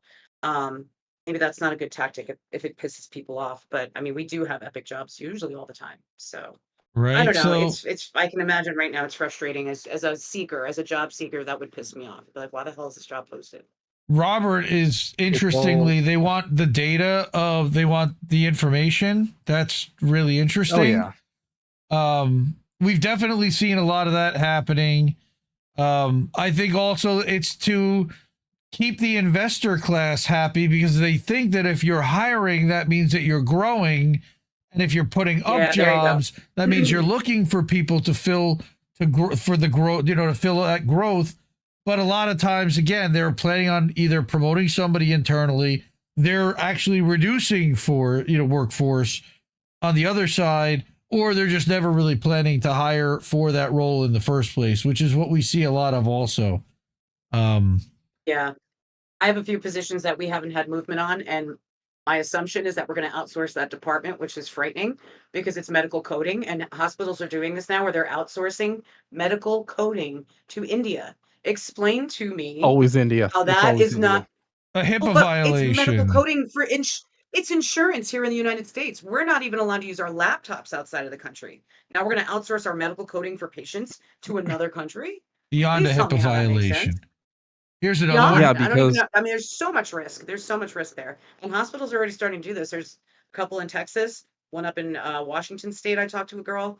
I was just like, "What? They're literally outsourcing to what?" No. I couldn't believe Is it. it just Now me, or is the job market an absolute dumpster fire right now, right? Yeah. Here's another one. I was laid off 8 months ago. My savings are getting low. I've got maybe a couple more months before things get tired.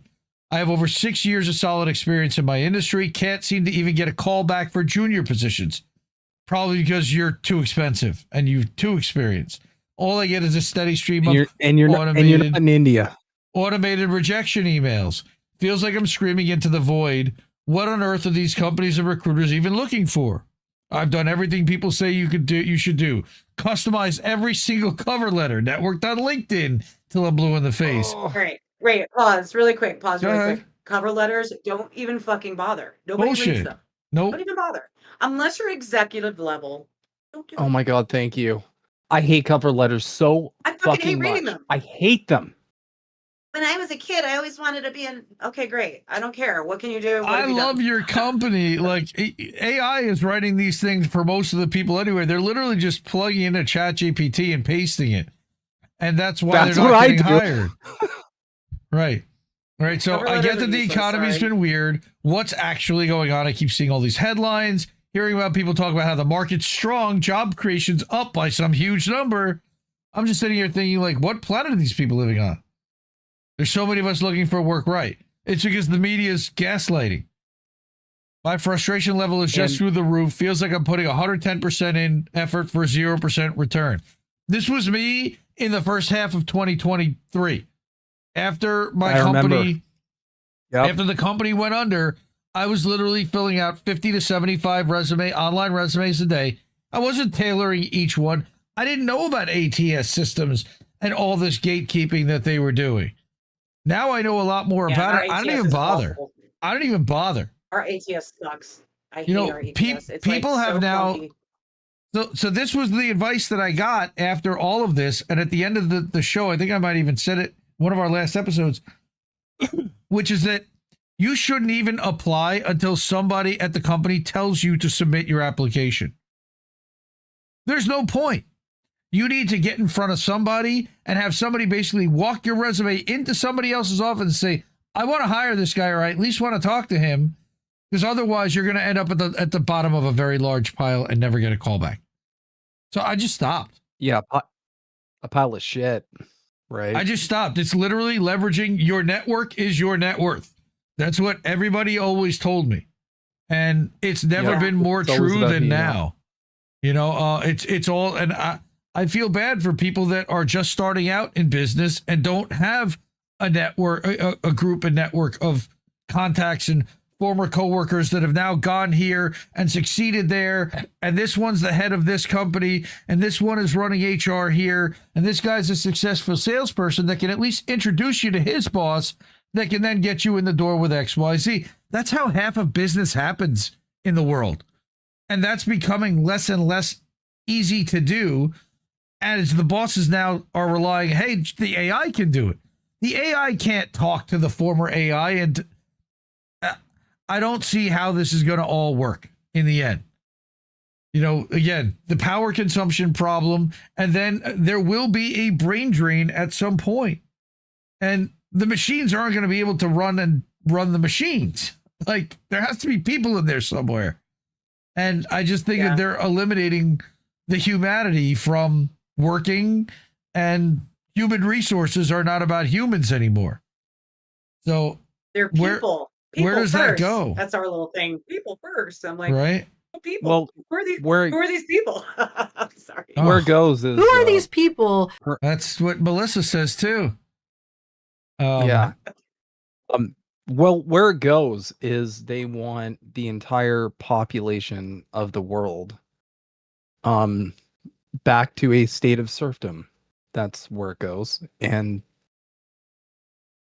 my personal prediction is that they're probably going to use people for mostly like replying to ads or training AI better or just like random data. But they do have a plan for this. I want people to understand that this is by design. Well, one This thing is we didn't moving touch on, how many in a people planned died from the direction. vaccine and got injured from the vaccine are now unemployed or on medical leave? Those costs have been Unemployable. creeping up on employers. Okay, hold Well, I'm on. just saying. That is a Safe and conspiracy effective. theory. Safe and Okay, no, effective. that is My a heart conspiracy swells with theory. pride. I am sorting out right now. Sorry. Now, I goddamn. said Okay. 800,000 We're jobs. definitely Here's the aligned now. report, by the way. 806,000 layoffs, AI cuts and market panic. All right, that is the worst jobs report. 806,000 Americans have already lost their jobs this year, more than all of 2024. July alone saw 62,000 layoffs, while government figures that once painted a picture of robust job growth were now suddenly revised downward by 258,000 overnight. That's a slight difference. Jesus. Who's doing the Nothing to math see over here, there? right? Elmo? It stripped away months of booming growth narratives and revealed something more alarming: an economy showing signs of strain from multiple fronts: political decisions, corporate restructuring, and a rapid wave of AI-driven automation. And that's the other. Tariffs has been the excuse that they've been using for why they're not hiring, for why they're looking to cut back. Profits were still at record levels. I mean, that didn't change till this fucknut decided that he wanted to start shaking down countries for his own personal gain, effectively. And if you pay off the mob boss, then all of a sudden your tariffs mysteriously somehow disappear. I've been noticing, right? Yeah, because they want to start. Okay, so what the ruling class wants to do essentially is they want to start a process where people feel like they have no choice but to rely on the state. That's really what this is about. They're going to introduce some sort of like twisted, and I support UBI. Straight up, full stop. I don't think people should have an option to go homeless in 2025 if they're out of work or whatever. It just like I think basic human the basic needs that a human has, I think they should just be afforded to every single human being on the planet, full stop. And yes, of course, that includes all the poor people in Gaza.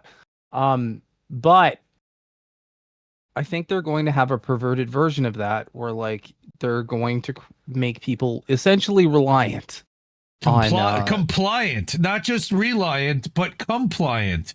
You want your tokens, your USDT tokens, because they're pushing it toward Tether, so they'll give you 1,000 Tether tokens every month as long as you show up here, you don't go there, you don't say this, you don't get caught saying that, and you are a good little boy and girl. If you want to be able to afford food for this month, we're gonna need at least 25 Yisrael highs from you, and we're also like it's not probably that far right. off. It's really not that far off. But yeah, look at that. From 147,000 to 14,000 for June. 19,000. Like literally the minute the tariffs were announced in April, it cratered the economy and the job increases stopped. But of course, they needed to gaslight and let people believe that this was still a rolling train. So they lied about the numbers. Now they're getting caught. Now they're revising down their estimates. No, they fucking straight up lied for months to try to cover up that it was actually this bad. All right. The labor force participation rate slipped to the lowest rate since 2022, suggesting not only job losses, but a growing number of Americans simply giving up on finding work. Like, I get it. And think about it. Think about it for a second. Sorry, just interject for 2 seconds. What is that going to cause? Well, that is going to cause a lot of people to go into debt. The debt is, you need to focus on the fucking debt, because that is where that is how they are going to transition us from end stage capitalism, which is what we're seeing right now, to this like technocratic neo-feudalism. Because you're going to see people, it like at the end of the day, they need food, they need water, they need to pay their rent. So what are they going to do? They're going to go into debt. And all of a sudden you're going to have a whole nation who's in debt with no means to pay it back. So what's going to happen from that? We are going to see serfdom 2.0. Right. With We're already pride halfway there right flags. now. I mean, look, everyone having to cobble together their. See, now, Pav, you thought Obamacare was a scam. UBI is going to be that on steroids. Sort of. I mean, Obamacare was just the privilege of being able to buy health insurance for slightly cheaper on the private market with a high deductible and no coverage. That wasn't really health insurance. I mean, it was, so you could say you were covered. And, oh, yeah, if you don't have any health insurance, we're going to bill you at the end of the year, and you're going to have to pay a tax penalty to the government for not paying a private health insurance company for. It's so fucking weird. Because you're a drain on the system, and somehow you've got to pay to be that, you got to pay your share. That was the justification. Then I believe that tax at one point was declared unconstitutional. So they got rid of that part, but didn't, I don't know. The whole thing is so fucked. And now Trump's going to undo it and cut Medicaid. Nobody knows what the fuck's about to happen. No, Trump's just playing his part. Y'all, I need people to understand this. Donald Trump is all he's doing is listening. He's just doing what he's told. It's all WWE. He's all an actor. Theater. No, he's an actor who's he was in lines. the World Wrestling Federation Hall of Fame, for Christ's sake. It couldn't be more clear. That's what I've been saying for a while. Yep, that you hire that's hire a why we all clown, need to vote. You get circus. Expect a circus. That's why we all need to vote for Gavin Newsom in 20. Sorry, I couldn't even finish. I will stab you. No, I couldn't even finish it. Why are they running that? Oh man. Oh god. Bro, your country is so cooked. Our country is cooked too, but your country is like nuclear cooked. They're not even like, maybe we'll run AOC at this point. They're like, no, let's run like Patrick Bateman. You think we'll get some assisted suicide here appropriately because people can't afford to live or eat, so they might as well just die? Well, we've talked about that too. Yep, made. They started doing that up here in Canada. That was a topic that we covered a couple of years ago on this show when they started introducing that. Yep, I remember. Which was like, you're having sad thoughts? You ever think of just killing yourself? We'll help you. Yep. Yeah. And then you'll be less of a suck on society. And then, so sorry you can't make your mortgage payments for 3 months. Nothing we can do to help you. You should probably just maybe die.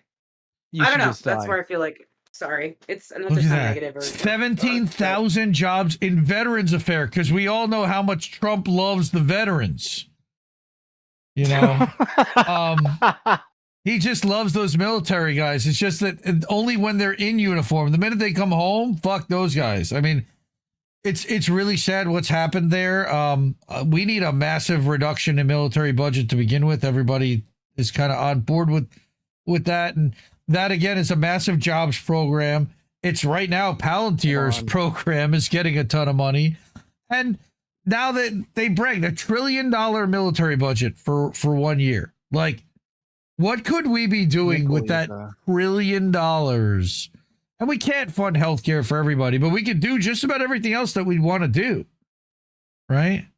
And that's the frustrating part, is the opportunity cost of the military interference, the interventions, the stuff that's going on globally. And we covered a lot of that stuff on How Do We Miss That? But it all trickles down to jobs here, because Trump tariffs, which weren't Trump tariffs, they were Lutnick tariffs.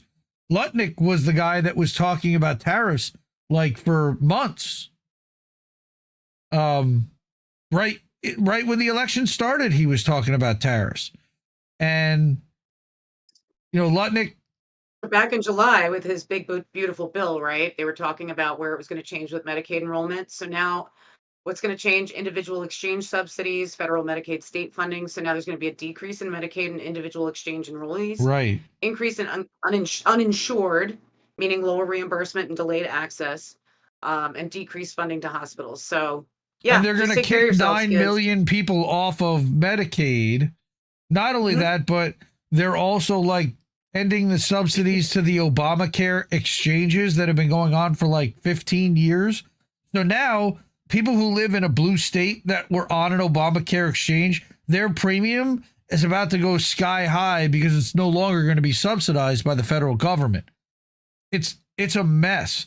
We're going to be back to like 2007 healthcare system, like pre-Obamacare, when it was the Wild Wild West, and we were getting 15 to 20% price increases year over year by these parasitic insurance companies. And now they've gotten even bigger, Humana, Aetna, Cigna. There's like a half a dozen of them, and they're the only ones that State Farm. They're like the only ones that are left. They leave states at will. There's no requirements for them to even insure fire in California, for example, or flooding or hurricane insurance in fucking Florida. Like, right. Yeah, we got into that, you and I, before, I think. You can't get like basic coverage for the stuff that, and then you're going to lose everything because of look at what's happening in California right now to all these people that lost their houses. Now they're getting tied up in all kinds of government red tape if they want to rebuild. Now the thing Remember was, Lahaina? I saw, anyone? Right? Somebody said you now have to build it elevated, which means you have to raise your entire property or house, or BlackRock will come by your house for about 50 cents on the dollar right now and not have to put you through the next 3 years worth of, red tape construction and displacement while you figure out how to rebuild your house on a percentage of what it'll actually cost to rebuild. And then you got to go fuck off because you can't afford to live anywhere in California on what they're offering you. And that's the choice they're offering to so many people in Southern California right now. And it's not really being talked about much. Monica Perez will tell you all about it, though. I'm sure she's got neighbors and knows people. I'd love to get to talk to her about some of the stuff that's going on in Southern California post those fires. And I saw, by the way, there was another wildfire in Southern California like this weekend. Crazy. In SoCal, or was that I thought it was in SoCal. Central? I could be wrong. I thought it was one by Pav. I know he had one right when I think it was right in his county. Oh my God! This past week, he was running. But I think they got it out pretty quick. At least Bellin or Pav said that, I think. But he said 15 minutes away from China Camp, whatever that is. Is that another one of the fires that's going on? One of those lightning bolts came over the house. They named it. The name of the fire was something really freaking weird too. It was like, it almost sounded like a name of a bank. I'm like, what the hell is that? And yeah, that is crazy. Like the T something fire. There's just so many of them now, and you're seeing all these different areas getting knocked out. So the other thing was, Salesforce. So that was the other one. Another big organization over the last 20 years in tech has been Salesforce. They just got rid of 44% of their support staff. All right. Again, 4,000 out of 9,000 employees on just customer support, moving completely to AI. Another one. Like, this is the trend. And Benioff says imagine working there, building that out so it could replace you. That's really fucked up. I mean, that's like training a replacement, right? But it's not a human. And they've been losing customers. They've had to restructure some pricing. Salesforce has been the leader in CRM. The thing is that CRM is kind of stale in itself. It doesn't do nearly the amount of things that some of these other AI things can do as specialties. Salesforce spent 2 decades acquiring companies and building this behemoth to the point where most companies, they either get Zoho or Salesforce or one of these to track all the customer behavior, activity, log tickets, and everything else. The problem is you then get married to this company that has not, that keeps raising prices because they keep adding services that you may or may not need. And now they're getting rid of half their support team. Some of their salespeople, by the way, make 7 figures. Like the best paid SaaS salespeople work for Salesforce. They take care of their sales team, but they have insane high demands on those sales team, like quotas and stuff. But if you can hit at that company, you make fuck tons of money. I mean, I've seen the numbers. It's like literally they've got guys that'll make $1 million in a year. The next year they'll crash out because they got to borrow from Peter to pay Paul, and it always levels out in the end. But still, they can hit all kinds of tier bonuses and do all kinds of crazy stuff. Salesforce is one of them. But talking about all these layoffs, here's another thing from TrueUp all about as of September 5th. That's just the last 6 months. 6,300, 25,000, 46,000 layoffs in tech in July. Like bloodletting. And it's worrisome. Good luck if you're back in the marketplace, and a lot of people are. And who's hiring right now? I saw a lot of people from Microsoft. Yeah, I saw a lot of people from Microsoft. Healthcare's hiring. Right? Service jobs. And trades. Yeah, and trades, which nobody wants to do that anymore. Nope. So the other one that I wanted to bring was you brought this one, the AI interviewer. Holy shit. I don't know how long this video is, but you're muted, Himbo. I lost your audio. Oh shit. Is no, that you're back? good now. I Are got we you. back? Now you're back. Okay. Yeah. So the cord to the mic, it stopped being connected to the mic, which is why I was talking and nobody was hearing me. That's good reason. So that's why I have my own show, because I'm a professional who's really good at this. So this thing, Job Bolt. All right. This is psychotic. All right. I got to play this because. Good afternoon. Welcome. And thank you for your interest in the Vice President of Marketing role at Match 2000. Let's begin with our first question. In previous roles, how did you ensure that your marketing strategies were aligned with broader business goals and product roadmaps? Thank you. I worked very closely with the product team, and marketing would come in and come up with a strategy and a plan for that. Oh my God. Oh my God. I would want to Thank die. you for your response. I was that guy. To gain a deeper understanding, could you share a specific example of a time when you successfully aligned your marketing strategy with business goals and product initiatives? How did you measure the impact of this alignment on the company's success? Oh my God. It's so creepy. That's so creepy. Where was this? What company is this? What company is it? Job Bolt, AI avatars that conduct interviews. Right. So they're selling this as a service, right? So before you know it, what they are going to do, I'm going to call this, because we are tomorrow's news today. What's going to happen? Companies are just going to buy the service because it's probably going to be cheaper than paying like recruitment a salary.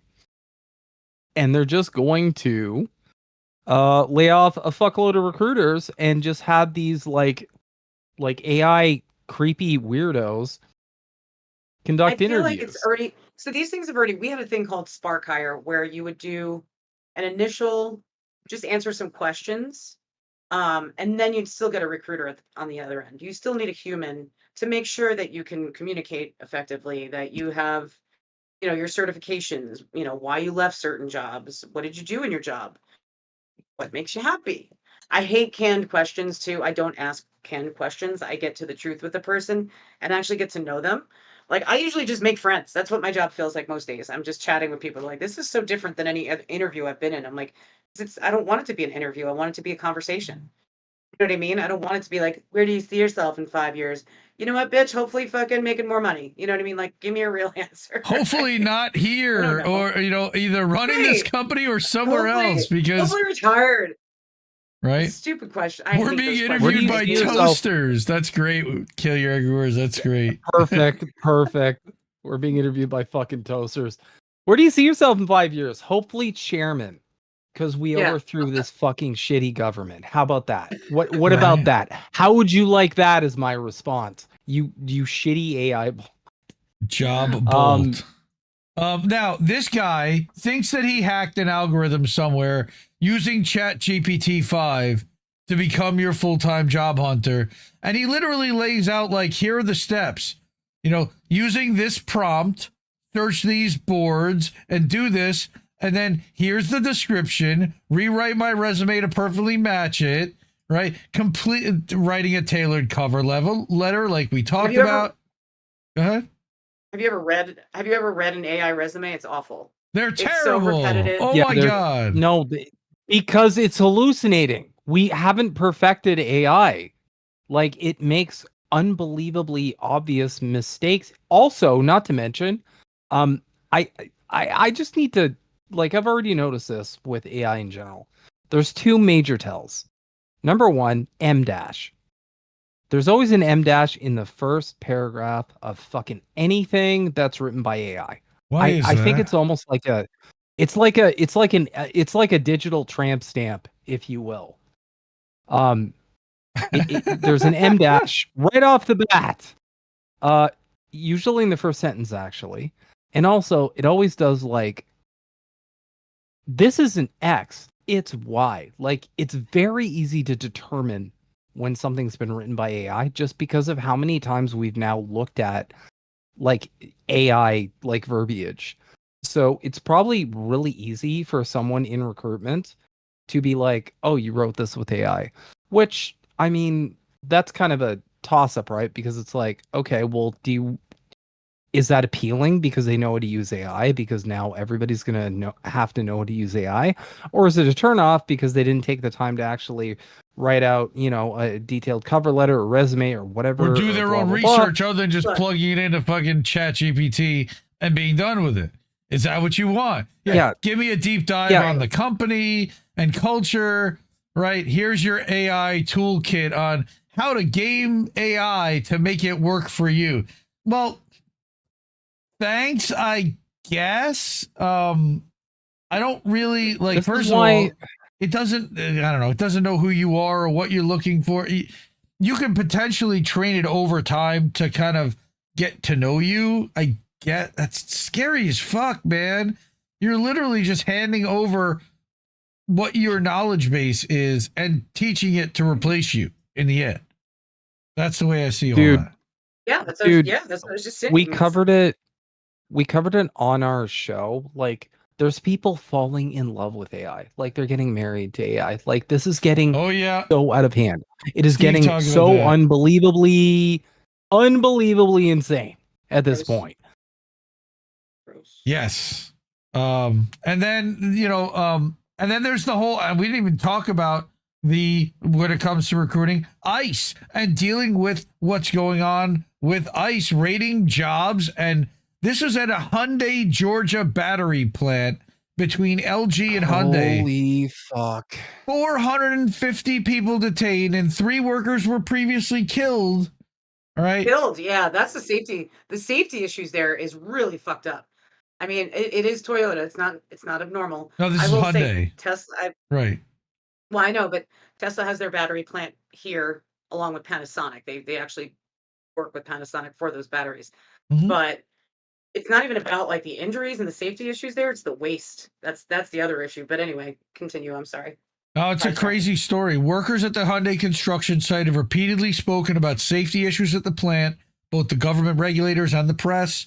In 2023, immigrant worker Victor Gamboa was killed after he fell 60 feet to his death. All right. Afterwards, the Biden admin opened 13 separate investigations into the plant. But of course, you know, with Trump in office, none of that's going to be prosecuted anywhere. All right. Here you had on March 24th, a 67-year-old construction worker killed, dragged by a forklift. Severed in half. Oh, God. May 21st, 27-year-old employee of a subcontractor. Again, load fell off a forklift on the guy and killed him. Horrible. Jesus fuck. It's that forklift driver who did the interview with the beer. That's who it is. Damn it. They gave him a job.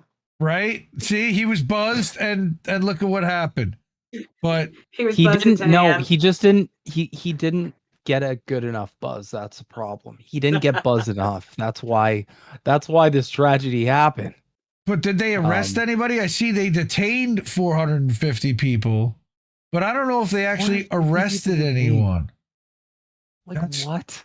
That's crazy. All right. Hundreds of federal vehicles and Humvees spotted parked outside the plant. Like, this is a use of our federal resources? We needed hundreds of vehicles at a Hyundai battery plant? What the fuck's going on there? The largest Germany ice raid. Germany used to have a version of ICE. Do you know what they were called? Brown shirts? The Gestapo. Yeah. So yeah, those were the that's brown where you had shirts. America. All right. Well, we're hitting about 2 hours. I got a funny thing to head out with in the meantime.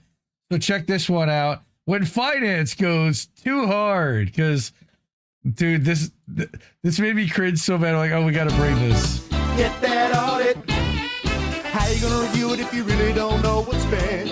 You must review it all. Let finance make the call. Never mind, I'll find budget for you. Dude. I wish nothing but the best. If I worked for this company, I would quit.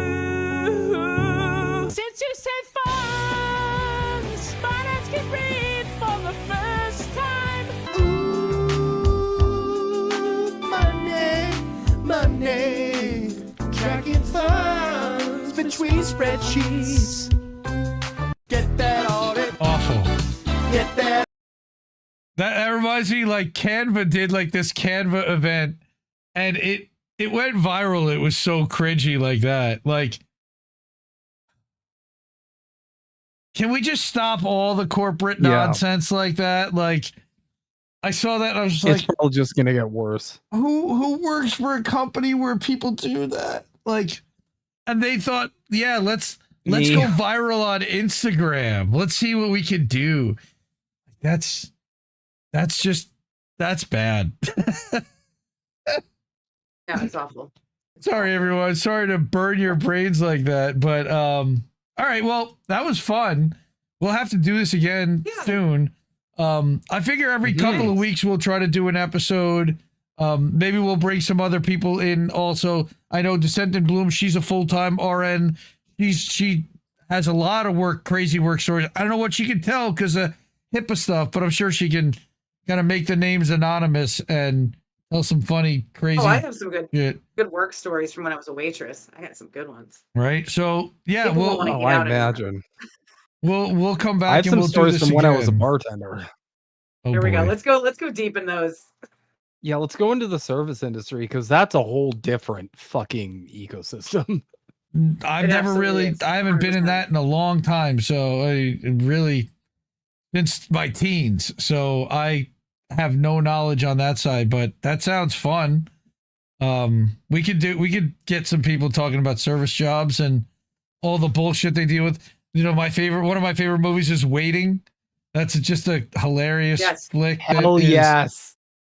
Yeah, everyone who works in services said that it's as realistic and closest to like working at one of those Bennigan's type of, you know, TGI Fridays places. Mhm. No bacon on the salad. Oh, it's so good, dude. The bet, dude. Like the dude. I'm gonna be awesome. That was Dane Cook's best thing in anything he's ever done. Luis That was Gomez. perfect. Oh, we have our first biatch of the day. I mean, yep, so good. But yeah, First thing have we to do come is add back. a little extra gravy on the mashed potato. Oh, it's so gross. Oh, please. It's amazing. All right, I can't. All right, everyone. Well, Himbo, tell people Cindy. where they can find you. Yeah, thanks everyone for coming and hanging out. We'll again do this a couple weeks. Well, you can find me here, but you can also find me and another INN member, Big Mad Lobster, I think is name. Big Mad Carp. Big Mad Carp. I think it's Big Mad Carp. Do you remember his name? I forgot his name. Big Mad I haven't Carb. seen him in Big months, Mad so Carb. I couldn't tell you. Big Mad Carb. So we both run a show called Roll Pilled. I can't share it, but I'll just post the link. Fuck it. You can't But share yeah, it? we You should cover. be able to. Go ahead.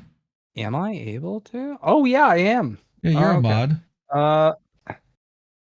Okay. So this is where. That's you right. He got can- crabs from Kesha. That's right. So Prol Pilled is on Substack. They're on YouTube. They're on Rumble. They're on Telegram. Actually, Right I here. don't see anybody signing up for your Telegram channel, but Crab posts to your Prol Pilled Telegram. That so go- sucks because like that is literally like breaking news. Like before our dumbasses fucking talk about it, it's right there. Like you're gonna be the first one to know about it.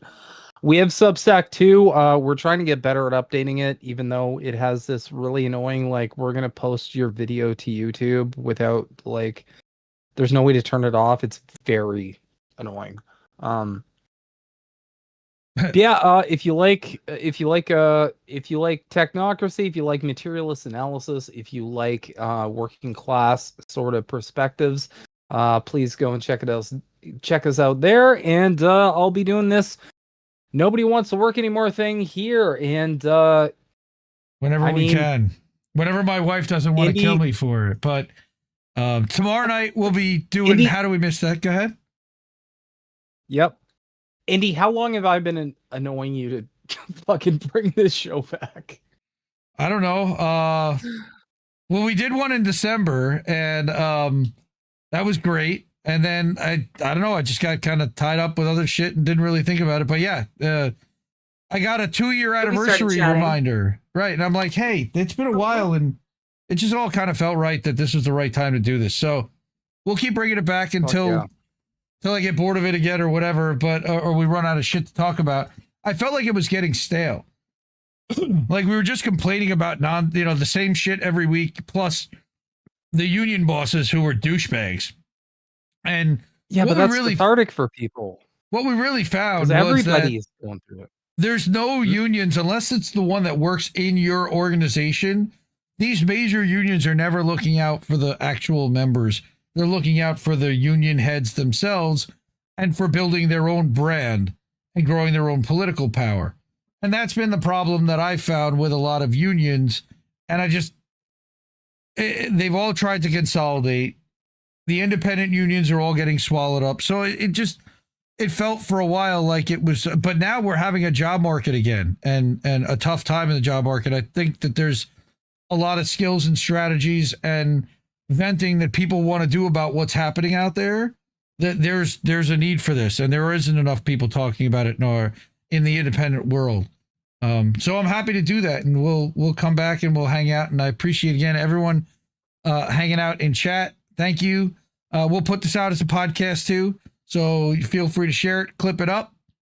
But tomorrow night we're gonna have How Do We Miss That live at 10 o'clock Eastern. Got a whole slate of stories. Just got to make the streams for that. Then we'll have boats smashing into other boats after that. That's our react show. We'll get all goofy and silly and watch dumb shit and laugh at that for about an hour and a half, me and Reef. Wednesday night, we've got INN News with Reef and Colin. Go check that out.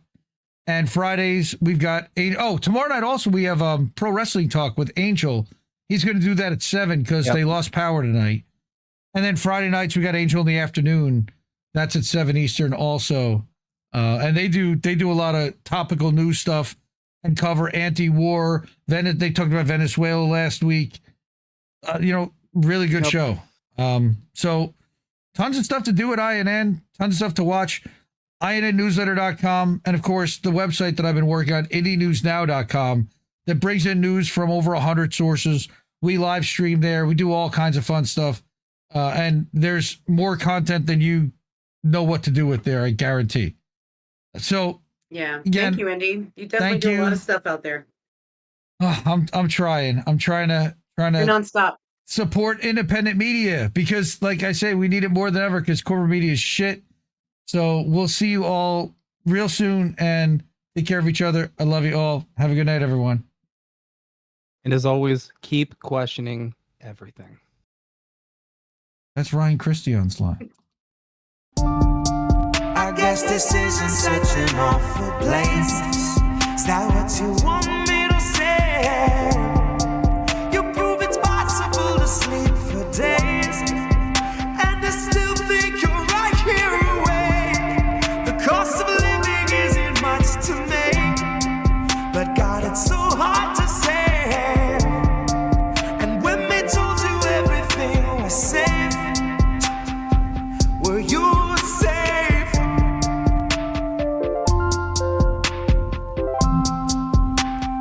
Were you safe?